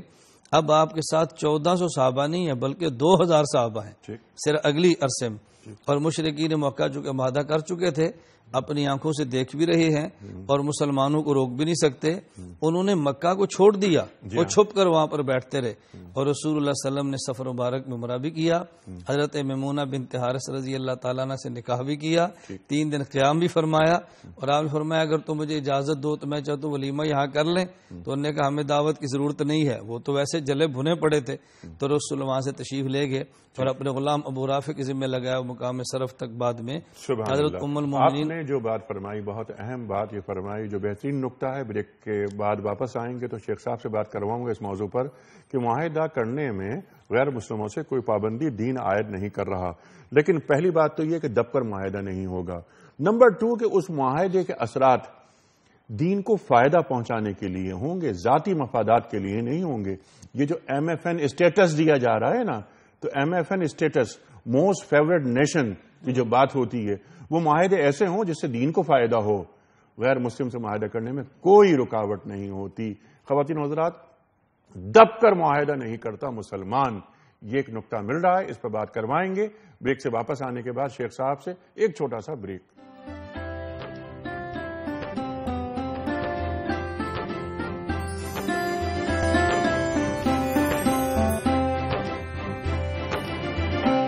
ویلکم بیک خواتین و حضرات، جشن رمضان اسپیشل ٹرانسمیشنز میں ایک بار پھر خوش آمدید۔ تشریف فرمائے محترم مولانا الیاس گھمن صاحب، محترم مولانا شجاع الدین شیخ صاحب، قاری قرآن محترم محمد اکبر مالکی صاحب، ثنا خوان رسول کریم صلی اللہ علیہ وآلہ وسلم محترم فیصل حسن نقشبندی صاحب۔ آج کا سوال نوٹ فرما لیجئے۔ سفر ہجرت میں مکے سے نکلنے کے بعد آپ صلی اللہ علیہ وآلہ وسلم کا پہلا پڑاؤ کس مقام پر تھا؟ 3 آپشنز: غار ہرا، غار ثور، جبل احد۔ درست آپشن روانہ فرمانے کے لیے ہمارے فون نمبرز ہیں 009222343000980 اور 981۔ تیسرا فون نمبر بھی نوٹ فرما لیجئے 0092223452709۔ ہمارا ای میل ایڈریس jr@dunyatv.tv، ہمارا SMS کا نمبر 3031۔ شیخ صاحب، آپ کی بات جہاں کٹی تھی، بلکہ شیخ صاحب بات آپ وہاں سے شروع کیجئے جہاں الیاس گھمن صاحب نے بات چھوڑی تھی، یعنی صلح حدیبیہ۔ غیر مسلموں کے ساتھ ہی معاہدہ ہو سکتا ہے، لیکن جیسے گھمن صاحب نے فرمایا کہ دب کر نہیں ہوتا معاہدہ، برابری کی بنیاد پہ ہوگا۔ آج عالم اسلام میں مسلم ریاستیں جس میں پاکستان بھی شامل ہے، جب معاہدے کرتے ہیں ہم اور کر رہے ہیں، زیادہ دور نہیں جائیں، ریسنٹ ہسٹری کی اگر ہم بات کر لیں 9/11 کے بعد جتنے معاہدے ہم نے کیے، اور پھر سب سے پہلے پاکستان کا نعرہ بھی بلند ہم نے کر لیا کہ ریاست، اور یہ ریاست کون سی ہے؟ جو مدینے کے بعد پہلی اسلامی ریاست جو کرۂ ارض پر وجود میں آئی، پاکستان ہجرت ثانی کا مدینہ ہے۔ کیا ہم نے اپنے مزاج میں، اپنے رویوں میں، اپنی نفسیات میں صلح حدیبیہ سے کوئی روشنی لی جو فرما رہے گھمن صاحب؟ بسم اللہ الرحمن الرحیم. دیکھیے کل بھی غالباً ہم نے بات کی تھی اور ابھی گھمن صاحب نے اس کی وضاحت بھی مزید فرمائی. اللہ کے رسول علیہ السلام کے سامنے ایک مشن تھا اور مشن پر ہم نے کل بات کی تھی کہ لیظہرہ علی الدین کلہ، اللہ کی زمین پر اللہ کا دین غالب ہو جائے. اس مشن کی تکمیل کے لیے کبھی مکے کے 13 برس ہاتھ باندھے رکھے گئے، اس مشن کی تکمیل کے لیے بدر کا میدان بھی سجا، اس سے پہلے 8 مہمات بھی سجائی گئیں، اور جب موقع آیا اور ضرورت پیش آئی اور حکمت کا تقاضا ہوا تو اب صلح حدیبیہ بھی کی جا رہی ہے. مگر مشن سامنے ہے. اسی لیے میں نے بھی عرض کیا تھا بریک سے پہلے کہ 2.25 ہی برس کے اندر معاملہ ختم ہو جائے گا اور فتح مکہ کا موقع بھی آئے گا. تو ایک اہم بات، مشن سامنے رہے رسول پاک علیہ السلام کا. کیوں؟ ختم نبوت ہو گئی، کار رسالت باقی ہے اور رسالت وادی ذمہ داری اب اس امت کے کاندھوں پر ہے. اب آج کے تناظر میں جیسے اور ایک اہم بات آئی کہ دب کر ایسی صلح کہ امت کا نقصان ہو جائے، دین کا نقصان ہو جائے، یہ مزاج نبوی نہیں ہے صلی اللہ علیہ وسلم. اب جو آپ نے سوال اٹھایا 9/11 سے بات اگر شروع کریں اور اس کے بعد کے ہم معاہدوں کو دیکھنے کی کوشش کریں تو ہم نے تو کہا کہ سب سے پہلے پاکستان، ہم نے تو امت کے بتیشہ چلا دیا. یعنی افغانستان میں جاؤ، 57,000 پروازیں پاکستان سے اڑاؤ اور 15 لاکھ لوگوں کو شہید کرو، 15 لاکھ مسلمانوں کو شہید کرو اور 15 لاکھ کے قریب مسلمانوں کو اپاہج بناؤ اور ان کو ان کے گھروں سے بے گھر کر دو اور کہو کہ جی ہم پتھر کے زمانے میں جانا نہیں چاہتے اور ہم امریکہ کا مقابلہ نہیں کر سکتے. سوال یہ ہے کہ ہم نے اس طرح کے معاہدے کر کے جو اپنے مسلمان بھائیوں کو شہید کرایا، کیا پاکستان میں دودھ کی نہریں بہنا شروع ہو گئیں؟ یہ جو کہا کہ ہم پتھروں کے زمانے میں جانا نہیں چاہتے، اللہ تعالیٰ نے تو اس کے بعد زلزلے بھی بھیج دیے، اللہ تعالیٰ نے اس کے بعد طوفانی بارشیں بھی بھیج دیں، اللہ تعالیٰ نے اس کے بعد قتل و غارت گری میں بھی اضافہ کر دیا. ہم کیا کہہ رہے ہیں کہ ہمارے ملک میں کیا دودھ کی نہریں بہہ گئی معاذ اللہ؟ لیکن آپ اس معاہدے کو دیکھیں، بعد کے معاہدے کو دیکھیں، مقصد ہے مال مل جائے، مقصد ہے میری کرسی بچ جائے، مقصد ہے میرا اقتدار طول پکڑ جائے. کبھی بھارت کے ساتھ امن کی آشا کی بھاشا کی لگائی جاتی ہے باتیں اور کہا جاتا ہے کہ ہم موسٹ فیوریٹ نیشن قرار دے دیں. کس بنیاد پر قرار دے دیں؟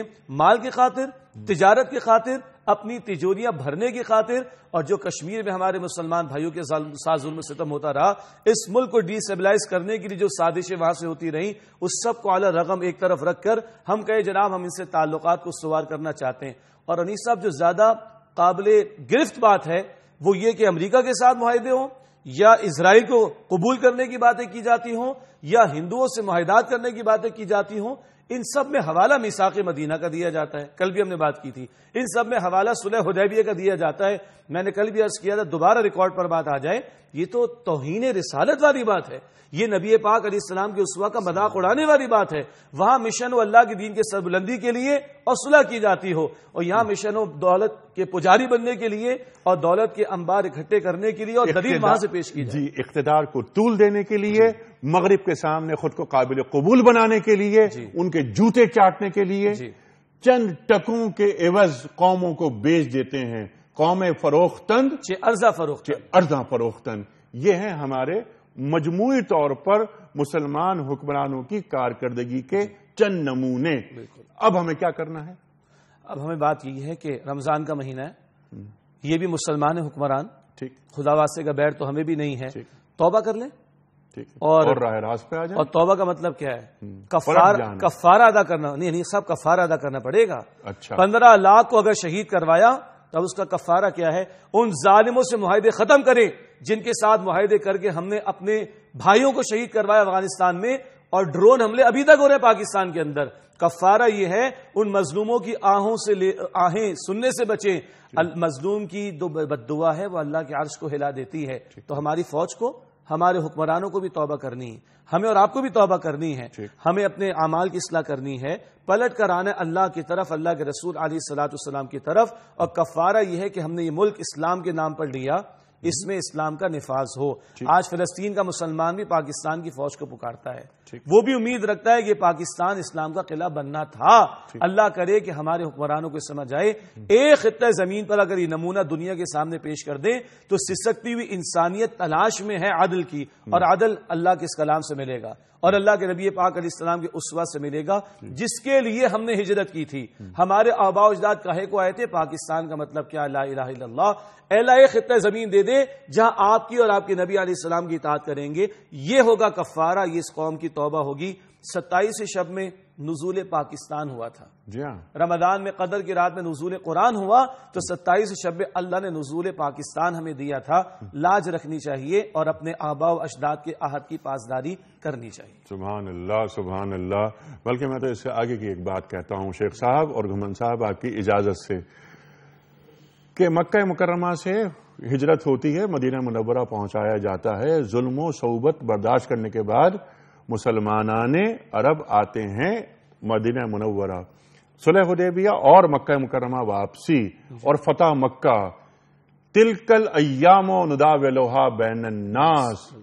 ہم تو اپنے تصور میں یہ دیکھ رہے ہیں کہ ہمیں بھی واپس جانا ہے اور تاریخ اپنے آپ کو دہرائے گی اور فتح مکہ کا وہ باب دوبارہ واہ ہوگا.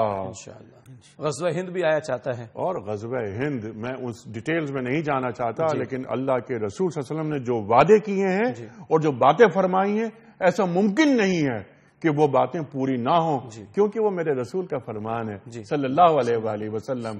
واپس جانا ہے اور جا کر دین کا پیغام عام کرنا ہے. وہ لوگ ترسیبی انسانیت جن کے پاس اب تک کلمہ نہیں پہنچا, ان کو حلقہ مشرف باسلام کرنا ہے. انہیں بتانا ہے کہ جب تم تبدیل کرو گے اپنا مذہب تو یہ تبدیل مذہب نہیں ہوگا بلکہ تکمیل مذہب ہوگا, اور یہ کنورژن نہیں ہوگی, یہ ریورژن ہوگی. یہ ریورژن ہوگی انشاءاللہ تعالی. یہ ہے صلح حدیبیہ اور اس کی روح. مولانا اس وقت ہمیں جانا ہے بریک کی جانب. واپس آئیں گے اور سلسلہ کلام کو جوڑیں گے وہیں سے جہاں ٹوٹ رہا ہے. فتح مکہ اس کا اگلا باب ہے, اس پر گفتگو فرمائیں گے گھمن صاحب ایک بریک کے بعد.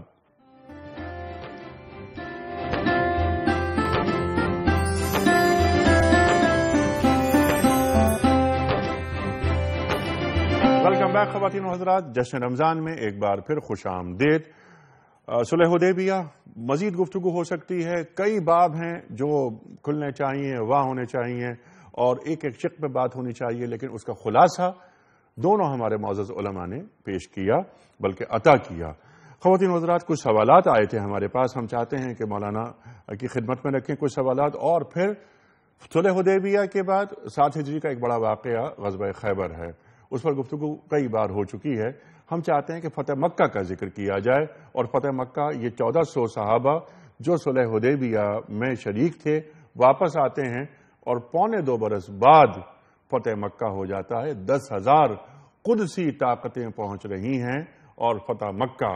لا تثریب علیکم اليوم انتم الطلقاء, اس پر بات ہوگی کہ تم سب آزاد ہو اور آج تمہارا کوئی معاوضہ نہیں ہے. یہ جو یوم ملحمہ ہے, یہ یوم الرحمہ کیسے بنا؟ سرکار دو عالم صلی اللہ علیہ وسلم, تاریخ انسانیت میں کوئی ایسا فاتح نہیں جس کا سر جھکا ہوا ہو, اور وہ جھکے ہوئے سر کے ساتھ مگر فاتحانہ انداز کے ساتھ مکہ مکرمہ میں داخل ہو اور اس سرزمین میں جسے وہ فتح کر رہا ہو. خواتین و حضرات, پہلے کچھ سوالات جو آئے تھے وہ رکھنا چاہتا ہوں, پھر فتح مکہ پہ بات ہوگی. مولانا, عشاء کی نماز میں وطر میں دعائے قنوت نہ آتی ہو تو کیا پڑھا جائے؟ دعائے قنوت پڑھنا سنت ہے, نہ آتی ہو تو سیکھنی چاہیے. اور جب تک آدمی نہ سیکھ سکے کوئی بھی دعا جو قرآن و سنت سے ثابت ہو اس کو پڑھا جا سکتا ہے. ٹھیک ہے. کیا وطر بیٹھ کر پڑھ سکتے ہیں؟ جس شخص کے پاس کھڑے ہونے کی طاقت ہو اس کو لیے بیٹھ کر پڑھنا جائز نہیں ہے. اگر عذر ایسا ہو کھڑے ہو کر نہ پڑھ سکتا ہو تو پھر بیٹھ کر پڑھے جا سکتے. ٹھیک ہے, لیکن پھر یہاں بات یہ ہوگی کہ اگر اس نے کم از کم جو عشاء کے 4 فرض ہیں اگر وہ کھڑے ہو کر اس نے پڑھے ہیں, وطر کھڑے ہو کر ہی پڑھے, تو پھر وطر کھڑے ہو کر ہی پڑھنے ہوں گے. یہ ایک سوال ذہن میں یہ آتا ہے. یہ سوال محمد عمیر صاحب کا بہت اچھا سوال تھا. سبحان اللہ سبحان اللہ. جس نے میری سنت سے محبت کی اس نے مجھ سے محبت کی. فرما رہے ہیں وجہ وجود کائنات محمد مصطفیٰ احمد مصطفیٰ صلی اللہ علیہ وآلہ وسلم. آج سرکار دو عالم صلی اللہ علیہ وآلہ وسلم کی ان سنتوں کو کیسے زندہ کیا جائے؟ حضور اکرم صلی اللہ علیہ وسلم کی سنت کو زندگی میں لانے کا بہترین طریقہ صالحین کی صحبت ہے. صالحین کی صحبت سے سنت کے زندہ کرنے کا موقع ملتا ہے. اور رسول اللہ صلی اللہ علیہ وسلم کی سنت سے محبت کی علامت یہ ہے کہ آدمی سنت پر عمل کرے. صالحین کی صحبت سے مراد اللہ والوں کی صحبت. یک زمانہ صحبت با اولیاء بہتر از 100 سالہ طاعت بے ریا. اپنے علاقے میں، اپنے محلے میں کوئی بھی اللہ والا دیکھیں، اس کی صحبت میں جا کر ضرور بیٹھیں. یہ بہت اہم نکتہ. اس سے کیا ہوتا ہے؟ سب سے بڑی بات یہ ہوتی ہے کہ دنیا سے محبت دور ہوتی ہے، دل کا زنگ نکلتا ہے، دل کو پاک بنانا پڑتا ہے، اور دل کو صاف کر کے کوئی بھی اللہ تعالیٰ کا صفاتی نام بیان کرنا شروع کر دیں، وہی اس میں اعظم بن جاتا ہے. لیکن دل کی صفائی بہت ضروری ہے. یہ بہت اہم بات آپ نے فرمائی کہ اللہ والوں کی صحبت. اچھا، یہ عبدالرؤوف صاحب کا سوال آیا تھا نائجیریا سے کہ روزہ توڑ دیا انہوں نے، اب اس کی قضا ہے، کفارہ ہے، کیا ہے، فدیہ ہے؟ روزہ توڑنے کی وجہ سے 2 ماہ مسلسل روزے ان کو رکھنے پڑیں گے بطور کفارہ. ٹھیک ہے. اور اگر ایسی بیماری ہو کہ مسلسل 2 ماہ روزے نہ رکھ سکتے ہوں، یا ایسا بڑھاپا ہو کہ 2 ماہ مسلسل روزے نہ رکھ سکتے ہوں، تو پھر ان کے لیے فدیہ ہے. ٹھیک ہے. 60 مساکین کو کھانا کھلانا ہے، وہ کھانا جو وہ خود کھاتے ہوں، یا ایک صدقۃ الفطر کے برابر ایک مسکین کو پیسے دے دیں، یا 2 وقت کا ان کو کھانا کھلا دیں. ٹھیک ہے. سبحان اللہ. اچھا، اب میں چاہتا ہوں کہ ذرا سی بات آگے چلے، اور ہم سلاطین کو جو خطوط لکھے اس کا میں چاہتا ہوں شیخ صاحب کچھ ذکر کر دیں اجمالاً، اور اس کے بعد ہم بات کریں گے فتح مکہ کے حوالے سے. ان خطوط میں 2-3 جملے بڑے قیمتی ہیں. اسلم تسلم، اسلام قبول کر لو، سلامتی پا جاؤ گے. پھر ایک جگہ وہ بھی ملتا ہے السلام علی من اتبع الہدی، کہ سلامتی موسیٰ علیہ السلام نے فرعون کے دربار میں کہا تھا کہ، اور یہ بڑا پیارا انداز ہے کسی غیر مسلم کو سلام پیش کرنے کا، کہ بھائی السلام علی من اتبع الہدی، سلامتی تو اس پر ہوگی جس نے ہدایت کی پیروی کی. یا پھر وہ الفاظ بھی کہ تعالوا الی کلمۃ سواء بیننا وبینکم الا نعبد الا اللہ، آؤ ایک ایسی بات کی طرف جو ہماری تمہارے درمیان مشترک ہو کہ ہم اللہ کے سوا کسی اور کی عبادت نہ کریں. تو یہ وہ بنیادی نکات ہیں دعوت کے جو اللہ کے نبی محترم علیہ السلام نے خطوط کے ذریعے روانہ کیے. اس سے یہ بھی معلوم ہوا کہ جب آپ کو ایک طاقت تسلیم کر لیا گیا ہے اور اب ٹائم ملا ہے آپ علیہ السلام کو، تو آپ نے دعوت کے بیس کو براڈ کیا اور مضبوط کیا ہے. اور یہ واقعہ فتح مکہ سے پہلے کا ہے. سے پہلے کا ہے. معلوم ہوا کہ ایک انقلابی اور اقدامی پیش قدمی سے قبل دعوت کا کام ضروری ہے، اتمام حجت ہو جائے. اور آج کے تناظر میں ہم جو نام لے رہے ہیں نبی اکرم علیہ الصلوۃ والسلام کے، جس دور میں ہم جی رہے ہیں، یہ ہماری ٹرانسمیشن پوری دنیا میں جا رہی ہے. اتنا بڑا ذریعہ ہمارے پاس موجود ہے. اللہ اسے قبول فرمائے، ہمیں مزید کی توفیق دے. اور اگر ہماری ریاستیں اس کام پر لگ جائیں، حکمرانوں کی صلاحیتیں اور وسائل اس کام پر لگ جائیں، تو میں نہیں سمجھتا دنیا کا کوئی کونا بچے گا جہاں اللہ کا پیغام نہ پہنچ سکے. سبحان اللہ، سبحان اللہ. میں ایک عرض کرنا چاہتا ہوں، یا آپ نے بہت عمدہ بات فرمائی کہ تمام ریاستیں اس کام میں لگ جائیں اور ختم نبوت ہو گئی، باب نبوت بند ہو گیا، کار نبوت باقی ہے. یہ ذمہ داری ہماری اور آپ کی سب کی ہے، جس میں جتنے ہمارے صدور ہیں، وزرائے اعظم ہیں، حکمران ہیں، وہ بھی شامل ہیں. جتنے سفارت خانے ہیں ہمارے مسلمان دنیا کے، وہ یہ کام کریں. اور 2 کام ضرور کر لیں. ایک کام یہ کہ جن زبانوں میں قرآن کریم کا ترجمہ اب تک نہیں ہوا ہے، ان زبانوں میں ترجمہ کر کے وہاں تک پہنچا دیا جائے. ایک کام تو یہ. دوسری بات یہ کہ اپنے کردار سے یہ ثابت کر دیا جائے کہ یہ ترجمہ میں پیش کر رہا ہوں، قرآن کریم کی دعوت میں دے رہا ہوں، اسے پڑھو. اور جو دین کی دعوت دیتا ہے اس کا کردار وہ ہوتا ہے جو میرا کردار ہے. اس کردار کو دیکھو. جب دعوت دی گئی تو پہلے اپنے کردار کی گواہی دی جا رہی ہے. فقط لبثت فیکم عمر من قبلی فلا تعقلون، میں تمہاری درمیان ایک عمر بسر کر چکا ہوں، کیا تم عقل سے کام نہیں لیتے؟ وہ جو انگلش میں ہم کہتے ہیں نا، انگلش میں سمجھ آ جاتی پتہ نہیں کچھ لوگوں کو کہ your action should speak louder than your words والی بات ہے. تمہارے کردار کی گواہی پہلے آنی چاہیے. اور ایک داعی دین کا طرز عمل کیا ہو؟ ومن احسن قولا ممن دعا الی اللہ وعمل صالحا. اس سے بڑھ کر بات کس کی بہتر ہوگی؟ جس نے اللہ کی طرف بلایا اور اس نے عمل کیا نیک. یہاں آپ کی بات کو آگے بڑھاتے ہوئے میں یہ عرض کر دوں کہ یہ میڈیا اس وقت ایک بہت بڑا پاورفل ٹول ہے. 70 چینل آج ہمارے کیا کچھ دکھا رہے ہیں. اللہ ان کے مالکان کو بھی توفیق دے کہ یہ محمد کریم علیہ السلام کے امتی ہیں اور اس میڈیا کی اس طاقت کو اللہ کے پیغام کو پہنچانے کے لیے استعمال کر لیں. اور ان سے بالا تر ہیں ہمارے حکمران. میں ایڈ کر رہا ہوں، دوبارہ ری انفورس کر رہا ہوں اس بات کو کہ اس ذریعے کو اگر استعمال کیا جائے تو بہت بڑے پیمانے پر اللہ کے دین کی نشر و اشاعت کا کام ہو. میں آپ سے بھرپور اتفاق کرتا ہوں، اور یہ پروگرام اسی سلسلے کی ایک کڑی ہے.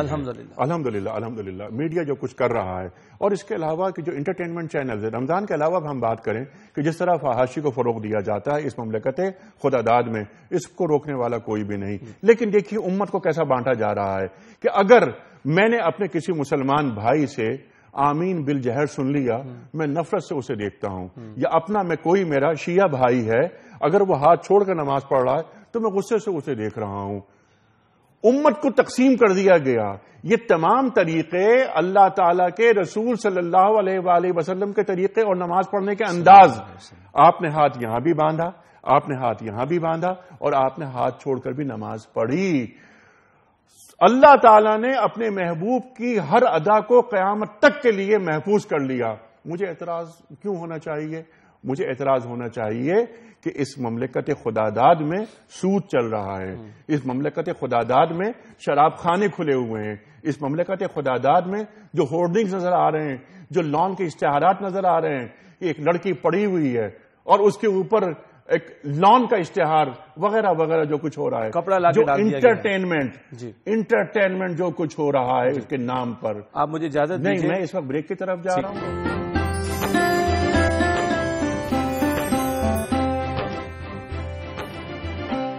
ویلکم بیک خواتین و حضرات، جشن رمضان اسپیشل ٹرانسمیشنز میں ایک بار پھر خوش آمدید. گھمن صاحب، اب ہم بات کرتے ہیں فتح مکہ کے حوالے سے. صلح حدیبیہ پہ تفصیلی بات ہو گئی. 6 ہجری صلح حدیبیہ، 8 ہجری فتح مکہ، پونے دو برس کے اندر فتح مکہ ہو رہا ہے. شروع کرتے ہیں ہم بات یا ایھا المدثر قم فانذر وربک فکبر. اللہ کی کبریائی بلند کرو جا کر. وہاں سے جو بات شروع ہوئی تھی وہ یہاں پر قل جاء الحق وزهق الباطل ان الباطل کان زہوقا، اور پھر جو تلاوت فرمائی آپ نے کہ هو الذی ارسل رسولہ بالہدی ودین الحق لیظہرہ علی الدین کلہ وکفی باللہ شہیدا. کہاں تک بات پہنچ رہی ہے؟ فتح مکہ یہاں تک جو پہنچے، ایک تو اس کا ماحصل، اس کا خلاصہ چند جملوں میں، اور فتح مکہ میں کے وقت آپ صلی اللہ علیہ وآلہ وسلم کا رویہ کس انداز سے داخل ہو رہے ہیں. لا تثریب علیکم اليوم ارشاد. اچھا، یہاں مجھے یاد آئی یہ بات، حضرت یوسف علیہ السلام نے بھی یہی جملہ ادا کیا تھا. سورہ یوسف میں ہے لا تثریب علیکم اليوم. وہ اپنے بھائیوں کو معاف کر رہے ہیں، یہاں جان کے دشمنوں کو معاف کیا جا رہا ہے. ارشاد. حضور اکرم صلی اللہ علیہ وسلم کو اللہ رب العزت نے پورے عالم کا نبی بنا کر بھیجا، لیکن آغاز مکہ مکرمہ سے دعوت کا کیا گیا، اس لیے کہ مکہ مکرمہ پوری دنیا کا وسط ہے. ضروری تھا کہ حضور اکرم صلی اللہ علیہ وسلم کا دین مکہ مکرمہ میں غالب آئے تاکہ وسط الارض سے غلبہ ہو اور پھر یہ دین پوری دنیا پہ چھا جائے. سبحان اللہ. حضور اکرم صلی اللہ علیہ وسلم نے قسم پرسی میں کام کا آغاز کیا، جانسار پیدا فرمائے، مکہ مکرمہ میں رہنا مشکل ہو گیا، آپ مدینہ منورہ ہجرت فرما گئے. جب رسول اکرم صلی اللہ علیہ وسلم مکہ مکرمہ سے مدینہ منورہ گئے ہیں، نبی پاک صلی اللہ علیہ وسلم عالم کے نبی ہیں، مکہ مکرمہ میں آئے ہیں، مکہ مکرمہ کی فتح چاہتے ہیں، مرکز بنانا چاہتے ہیں. اللہ رب العزت نے حضور اکرم صلی اللہ علیہ وسلم کو ایک تسلی دے دی جب آپ نے مکہ چھوڑا ہے. ان الذی فرض علیک القرآن لرادک الی معاد. میرا پیغمبر میرا آپ سے وعدہ ہے آپ اسی مکہ مکرمہ میں دوبارہ تشریف لائیں گے. حضور اکرم صلی اللہ علیہ وسلم نے چونکہ مکہ مکرمہ آنا تھا اور فاتح بن کے آنا تھا، حاکم بن کے آنا تھا، اس کے لیے تکویناً جتنے اسباب تھے وہ رسول اللہ صلی اللہ علیہ وسلم کے خلوص کی برکت سے اللہ رب العزت مہیا کرتے چلے گئے. بہت سارے اسباب پر پہلے بات ہو چکی ہے. نبی کریم صلی اللہ علیہ وسلم کے ہاتھوں قریش مکہ کی طاقت کو بدر میں توڑا دیا گیا اور حدیبیہ میں ایک صلح کروا کے میدان ہموار کر دیا گیا. پھر رسول اللہ صلی اللہ علیہ وسلم کے لیے اب 10 سال تک مکہ مکرمہ فاتح بن کے آنا مشکل تھا، جبکہ نبی کریم صلی اللہ علیہ وسلم کی زندگی مبارک کے سال کم رہ گئے اور حدیبیہ میں جو معاہدہ ہے وہ 10 سال کا ہے. تکویناً قریش سے غلطی ہوئی کہ قریش کے جو حلیف تھے بنو بکر، ان کے خاص ایک قبیلہ بنو نصافہ نے قبیلہ خزاع جو نبی پاک صلی اللہ علیہ وسلم کا حلیف تھا، اس کے اوپر ان کے ایک سردار نوفل نے حملہ کیا. ان نے قریش سے ساتھ مانگا، قریش نے تعاون کیا، اور پھر اسی قبیلہ بنو خزاع کے ایک سردار اپنے 40 آدمیوں کو لے کے مدینہ منورہ پہنچے۔ مدینہ منورہ میں ایک لمبا واقعہ ہے، وہ مسجد نبی میں کھڑے ہوئے، اشعار پڑھے، رسول مدد مانگی۔ خلاصہ یہ تھا کہ محمد ہم آپ کے ساتھی ہیں، اور نے ہمارے ساتھ زیادتی کی ہے، تو آپ ہماری مدد کریں۔ رسول اللہ صلی اللہ علیہ وسلم نے کس طرح معاہدے کی پاسداری فرمائی ہے؟ آپ نے فوراً مکہ مکرمہ قاصد بھیجا اور فرمایا 3 باتوں سے ایک کا انتخاب کرو، یا بنو خزاع کا تم فدیہ دو، یا جس قبیلہ خاص بنو نفاسہ نے حملہ کیا اس ہاتھ کو توڑ دو، یا ہمارے ساتھ حدیبیہ کا معاہدہ ختم کرو۔ اہل مکہ نے حدیبیہ کا معاہدہ ختم کر دیا غرور کی وجہ سے۔ نبی کریم صلی اللہ علیہ وسلم نے صحابہ کرام سے فرمایا کہ تم تیاری شروع کر دو، لیکن ہماری تیاری کسی کے علم میں نہیں ہونی چاہیے، تیاری شروع کرو۔ جب اہل مکہ نے معاہدہ توڑا تو ان کو احساس ہوا کہ ہم نے بہت بڑی غلطی کی ہے، چنانچہ انہوں نے ابو سفیان کو بھیجا کہ تم مکہ مکرمہ جاؤ، مدینہ منورہ جاؤ اور نبی پاک صلی اللہ علیہ وسلم سے دوبارہ معاہدہ کرو۔ حضور اکرم صلی اللہ علیہ وسلم نے ان کی بات سننا پھر گوارا نہیں کی، اور حیران کن بات یہ جب حضور سے بات کی تو آپ نے جواب نہیں دیا۔ ابو بکر کے پاس کیا ہے، انہوں نے جواب دیا، عمر کے پاس کیا ہے، انہوں نے جواب دیا، پھر علی کے پاس کیا ہے، پھر وہ خاموش فاطمہ زہرا سے درخواست کی ہے، پھر فاطمہ زہرا سے یہاں تک کہا آپ بیٹے حسن کو کہہ دو ہمیں پناہ دے دے، پناہ مل جائے گی۔ حضرت حسن کی اس وقت عمر 5 برس، چھوٹے سے بچے ہیں۔ حضرت فاطمہ زہرا نے فرمایا کہ پہلی بات ہے چھوٹا بچہ ہے، پناہ نہیں دے سکتا، یہ کام بڑوں کا ہے۔ دوسری بات جب رسول اللہ صلی اللہ علیہ وسلم کی منشا نہیں ہے تو ہم اس منشا کے خلاف کیسے کام کر سکتے ہیں؟ قرابتیں اپنی جگہ پر ہیں، لیکن رسول اللہ صلی اللہ علیہ وسلم کی ذات سے زیادہ ہمیں کوئی چیز مقدم نہیں ہے۔ ابو سفیان واپس چلے گئے۔ حضرت علی نے ایک مشورہ دیا کہ تم مسجد نبی میں جاؤ اور رسول صلی اللہ علیہ وسلم یہ کہہ دو کہ میں نے معاہدہ بحال کر دیا، بس یہ کہہ کہ واپس چلے۔ ایک تدبیر تھی اس کو اچھے انداز میں واپس بھیجنے کی۔ واپس چلے گئے۔ اہل مکہ نے پوچھا کیا لائے ہو؟ اس نے جب یہ بات سنائی تو انہوں نے کہا رسول اللہ محمد نے کیا جواب دیا صلی اللہ علیہ وسلم؟ انہوں نے کہا تو خاموش رہے۔ انہوں نے کہا نہ تو صلح لے کر آیا کہ ہم مطمئن ہو جائیں، نہ جنگ کی خبر ہے کہ ہم تیاری کر دیں۔ یہ علی نے تیرے ساتھ ایسی تدبیر کی جس کو تو ابو سفیان سمجھ نہیں سکا۔ رسول اللہ صلی اللہ علیہ وسلم نے خیر اپنے 10,000 جانسار صحابہ تیار کیے، اصل کے ساتھ تیار ہوئے۔ اب مدینہ منورہ سے مکہ مکرمہ نبی پاک صلی اللہ علیہ وسلم کی روانگی شروع ہے۔ حضور اکرم صلی اللہ علیہ وسلم کو رستے میں ایک مقام پہ ابو سفیان بن حارث رسول اللہ صلی اللہ علیہ وسلم کے چچا کے بیٹے ہیں، اور عبداللہ بن بنی امیہ نبی پاک ابو امیہ رسول اللہ کے پھوپھی کے بیٹے ہیں۔ انہوں نے بڑی لجاجت سے کہا کہ یا رسول اللہ میں معاف فرما دیں، معذرت چاہتے ہیں۔ اللہ کے نبی نے ان کی بات پر توجہ نہیں کی، پرانے زخم موجود تھے۔ اچھا عجیب بات یہ ہے کہ ام سلمہ رضی اللہ تعالیٰ عنہ یہاں بھی کام آئی ہیں۔ انہیں ام سلمہ نے کہا یا رسول اللہ ایک پھوپھی کا بیٹا ہے، ایک آپ کے چچا کا بیٹا ہے، لجاجت سے معافی مانگی ہے، آپ رحیم اور کریم ہیں، آپ معاف کر دیں گے تو ان کا کام بن جائے گا۔ نبی پاک صلی اللہ علیہ وسلم نے خیر اس پر سکوت فرمایا، پھر ان کا اسلام قبول فرمایا، بات پوری ہوگی۔ پھر حضور اکرم صلی اللہ علیہ وسلم جب آگے کوچ کیا تو مکہ مکرمہ سے کچھ کلومیٹر باہر آپ نے پڑاؤ ڈالا، اور آپ نے اس وقت عرب کے دستور کے مطابق اس سے اندازہ کریں کہ رسول اللہ صلی اللہ علیہ وسلم جنگی معاملات میں کس قدر مہارت رکھتے تھے۔ نبی پاک صلی اللہ علیہ وسلم نے فرمایا کہ ذرا قافلوں کو منتشر کر دو، اور ہر ایک خاص جو گروپ ہے اس کے سامنے آگ جلا دی جائے، تاکہ یہ مکہ والوں کا اندازہ ہو کہ کتنا بڑا لشکر آ گیا ہے۔ جب مدینہ مکہ مکرمہ میں ابو سفیان بن حرب کو پتہ چلا تو وہ نکلے معلومات کرنے کے لیے۔ نتیجہ کیا ہونا تھا؟ جب آگے گئے تو ابو سفیان نے دیکھا کہ معاملہ تو بہت خطرناک، اتنی بڑی طاقت سے لڑنا بڑا مشکل ہے، کچھ معاملہ طے کریں۔ اس میں صفوان بن امیہ بھی ہیں، ان نے خیر کلمہ پڑھ لیا، جا کر ملاقات کر لی۔ حضرت عباس رضی اللہ تعالیٰ عنہ نے حضرت ابو سفیان، اس وقت حضرت نہیں تھی، ابو سفیان سے کہا کہ دیکھو اب تمہارے پاس سوائے کلمہ پڑھنے کے صلح کرنے کو چارہ نہیں ہے، اب محمد بڑی طاقت کے ساتھ آ گیا ہے صلی اللہ علیہ وسلم، بڑی طاقت کے ساتھ آئے۔ ابو سفیان نے کہا اب کیا کریں؟ انہیں خچر کے پیچھے سوار کیا، اور یہ خچر وہ تھی جو رسول اللہ صلی اللہ علیہ وسلم کی تھی۔ اس وقت عباس بیٹھ کے لشکر کا وہ نگرانی فرما رہے تھے، پیچھے بٹھایا نبی پاک صلی اللہ علیہ وسلم کے خیمے کی طرف جب گئے، حضرت عمر رضی اللہ تعالیٰ عنہ نے دیکھ لیا، حضرت عمر للکارا، انہوں نے فرمایا کہ ابو سفیان بغیر معاہدے کے ہمارے ہتھے چڑھ گیا ہے، اس کو تو واپس نہیں جانا چاہیے۔ حضرت عباس نے خچر دوڑائی اور رسول اللہ صلی اللہ علیہ وسلم کے خیمے تک ان کو پہنچا دیا۔ سبحان اللہ۔ یہ گفتگو جاری رہے گی خواتین و حضرات، اس وقت میں جانا ہے بریک کی جانب، اور جو مکالمہ فرما رہے ہیں مولانا گھمن صاحب، یہاں پر ابو سفیان سے مکالمہ ہو رہا ہے کہ اب تمہارا کیا خیال ہے، کون سا خدا سچا ہے؟ تو ابو سفیان نے اس وقت کہا، اس وقت جیسے کہ آپ نے فرمایا کہ وہ حضرت ابو سفیان نہیں ہوئے تھے، ابو سفیان نے یہ کہا کہ اگر ہمارا خدا سچا ہوتا تو ہمارا یہ حال نہیں ہوتا۔ ایک بریک کے بعد واپس آئیں گے اور گفتگو یہیں سے شروع کریں گے جہاں کٹ رہی ہے، ایک بریک کے بعد۔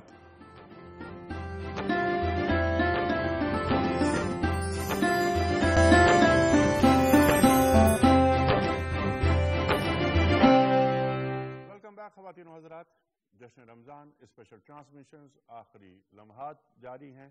میں ایک بار پھر آپ کی خدمت میں کوئز ریپیٹ کرنا چاہتا ہوں اس پروگرام کے آخری حصے میں۔ آج کا سوال یہ رکھا ہے ہم نے آپ کی خدمت میں کہ سفر ہجرت میں مکہ سے نکلنے کے بعد آپ صلی اللہ علیہ وآلہ وسلم کا پہلا پڑاؤ کس مقام پر تھا؟ 3 آپشنز: غار ہرا، غار ثور یا جبل احد۔ صحیح جواب روانہ فرمانے کے لیے ہمارے فون نمبرز 009221343000980 اور 981۔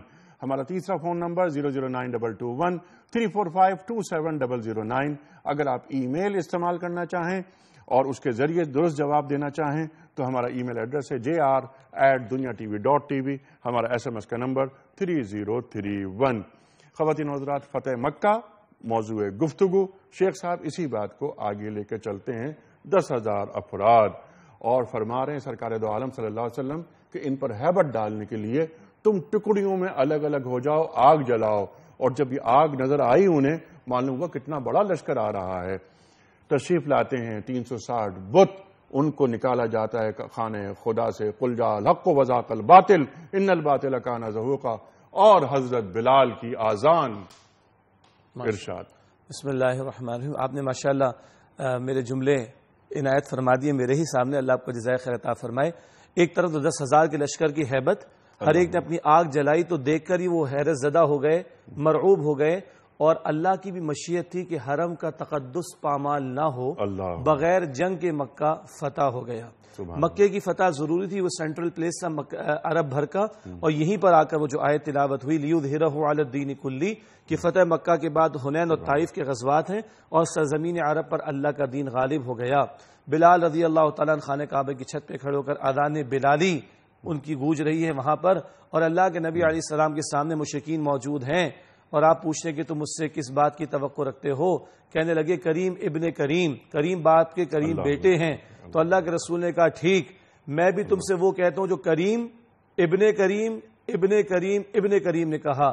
یوسف ان کے والد یعقوب، یعقوب ان کے والد اسحاق، اسحاق ان کے والد ابراہیم۔ یہ ٹریبیوٹ اللہ کے رسول کا ہے یوسف علیہ السلام کے لیے۔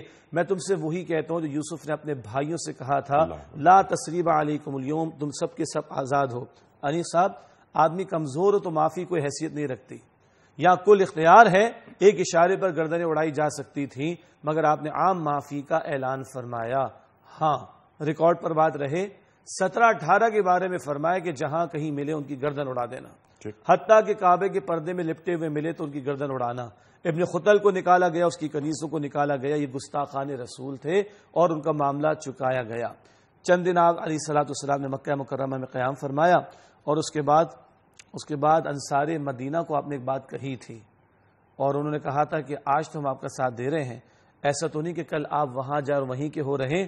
تو اللہ کے رسول نے کہا نہیں، تم جہاں میں وہاں، اور تم میرے ہو اور میں تمہارا ہوں۔ بہرحال اللہ کے نبی پاک علیہ السلام مدینہ طیبہ دوبارہ تشریف بھی لائے ہیں، اور یہاں وہ قرآن کا اعلان اذا جاء نصر اللہ والفتح ورأیت الناس يدخلون فی دین اللہ افواجا، یہ آپ کی دعوت کا حسین انجام کہ سرزمین عرب پر اللہ کا دین غالب ہو رہا ہے۔ اور اس کے بعد پھر تبوک ہے 9 ہجری میں، جو کہ ایکسٹینشن ہے، کیونکہ یہ دین صرف عرب کے لوگوں کے لیے نہیں ہے، یہ صرف رسول اللہ علیہ السلام کے دور کے لوگوں کے لیے نہیں تھا، یہ رہتی دنیا تک کے لیے ہے۔ تو آگے کی ایکسٹینشن اور اس انقلاب نبوی کی توسیع کا آغاز خود آپ فرمائیں گے سن 9 ہجری میں غزوہ تبوک کے ذریعے سے۔ سبحان اللہ سبحان اللہ۔ شیخ صاحب کی یہ تمام گفتگو، سبحان اللہ، کس طرح لا تصریب علیکم اليوم یہ سب ہو گیا، فتح مکہ ہو گیا، یا ایھا المدثر قم فانذر وربک فکبر سے چلنے والی بات، اس سے پہلے اقرا بسم ربک الذی خلق الانسان من علق، پہلی وحی، اور یہ دیکھتے ہیں ہم کہ 13 برس مکہ مکرمہ کے اور 8 برس مدینہ منورہ کے، 21 برس میں یہ ایک عالمی انقلاب آ گیا۔ غزوہ بدر سے ہوتا فاتحانہ پیش قدمی ہوتی ہوئی یہاں تک پہنچے ہم۔ گھمن صاحب یہ بتا دیجئے کہ فتح مکہ آج ہمیں کیا پیغام دے رہا ہے، ہمیں کون سا سبق فتح مکہ سے لینا چاہیے جو ہم نہیں لے رہے؟ فتح مکہ میں بنیادی 2 سبق ہیں۔ ایک تو ہر حال میں توحید کو بلند کیا جائے، دین کی بات کی جائے۔ نمبر 2، طاقت ہونے کے باوجود کمزور کو معاف کر دیا جائے۔ سبحان اللہ، سبحان اللہ۔ ہر حال میں توحید کا پرچم بلند کیا جائے، اور جب طاقت ہو، طاقت رکھنے کے باوجود مظلوم کو معاف کر دیا جائے۔ سبحان اللہ، سبحان اللہ۔ انا صلاتی و نسکی و محیایا و مماتی للہ رب العالمین۔ میں دکھ میں ہوں، سکھ میں ہوں، جیسا ہوں، اے اللہ میری نمازیں، میری قربانیاں، میری زندگی، میری موت، سب اللہ، اے اللہ تیرے لیے ہیں۔ میری زندگی کا مقصد تیرے دی کی سرفرازی۔ میں اسی لیے مسلمان، میں اسی لیے نمازی، میں دین کے کام آ جاؤں، میرے بچے دین کے لیے کام آ جائیں۔ یہ سعادت کی بات، یہ ہے سعادت کی دین بات۔ کو ہماری ضرورت نہیں، جی، اللہ کو ہماری ضرورت نہیں، ہمارے لیے اللہ کی سعادت ضرورت ہے، ہمیں اللہ کی ضرورت ہے۔ توحید کی سربلندی، یہ پیغام چلا، آگے بڑھتا گیا، بڑھتا گیا، بڑھتا گیا، ہم تک پہنچا۔ اب یہ ذمہ داری ہماری ہے کہ اس پیغام کو ان تک پہنچائیں جن تک نہیں پہنچا۔ یہ جیسا آپ نے فرمایا کہ باب نبوت بند ہو گیا، صحیح، لیکن کار رسالت باقی ہے، اور جتنا ہم قرآن سے قریب آتے جائیں گے ہم پر دین کھلتا جائے گا۔ بلکہ اس بات کو میں یوں کہوں اگر کہ جتنی ہم میں محمدی نسبت پیدا ہوگی صلی اللہ علیہ وآلہ وسلم، اتنا ہی قرآن ہم پر واضح ہوتا جائے گا، اور ہم اللہ کے رنگ میں رنگتے چلے جائیں گے۔ اور اللہ کے رنگ سے اچھا صبغت اللہ کس کا رنگ ہو سکتا ہے؟ صبغت اللہ۔ خواتین و حضرات، یہاں ہم پروگرام ختم کر رہے ہیں۔ انشاءاللہ شام کو ملاقات ہوگی، اور شام کو ہم بات کریں گے آخری عالمی وصیت۔ سرکار دو عالم صلی اللہ علیہ وآلہ وسلم آخری خطبہ فرما رہے ہیں، اس خطبے کے نکات پر گھمن صاحب بات کریں گے، تفصیل سے شام کو بات ہوگی۔ انیق احمد کو اجازت، لیکن پروگرام کا اختتام ہوتا ہے نعت رسول مقبول صلی اللہ علیہ وآلہ وسلم پر۔ محترم فیصل حسن نقشبندی صاحب سے گزارش کروں گا، صلی علی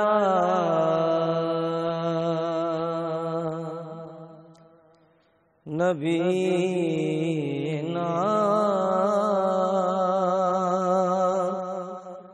صلی علی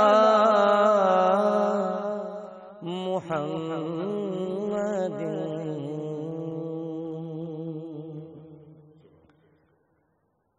جو تمہیں بھی میری طرح کہیں نہ سکون قلب نصیب ہو،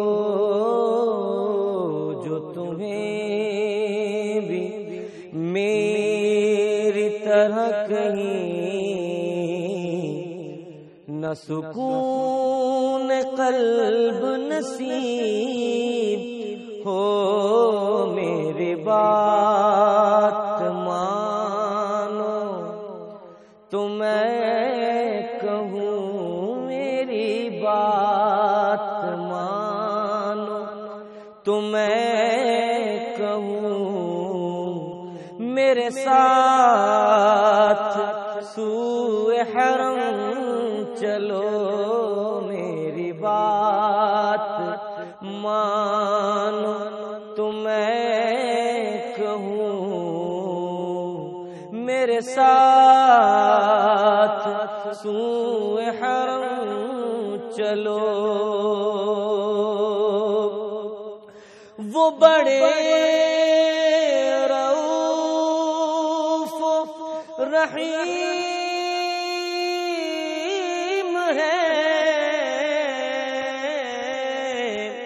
وہ حبیب رب کریم ہے،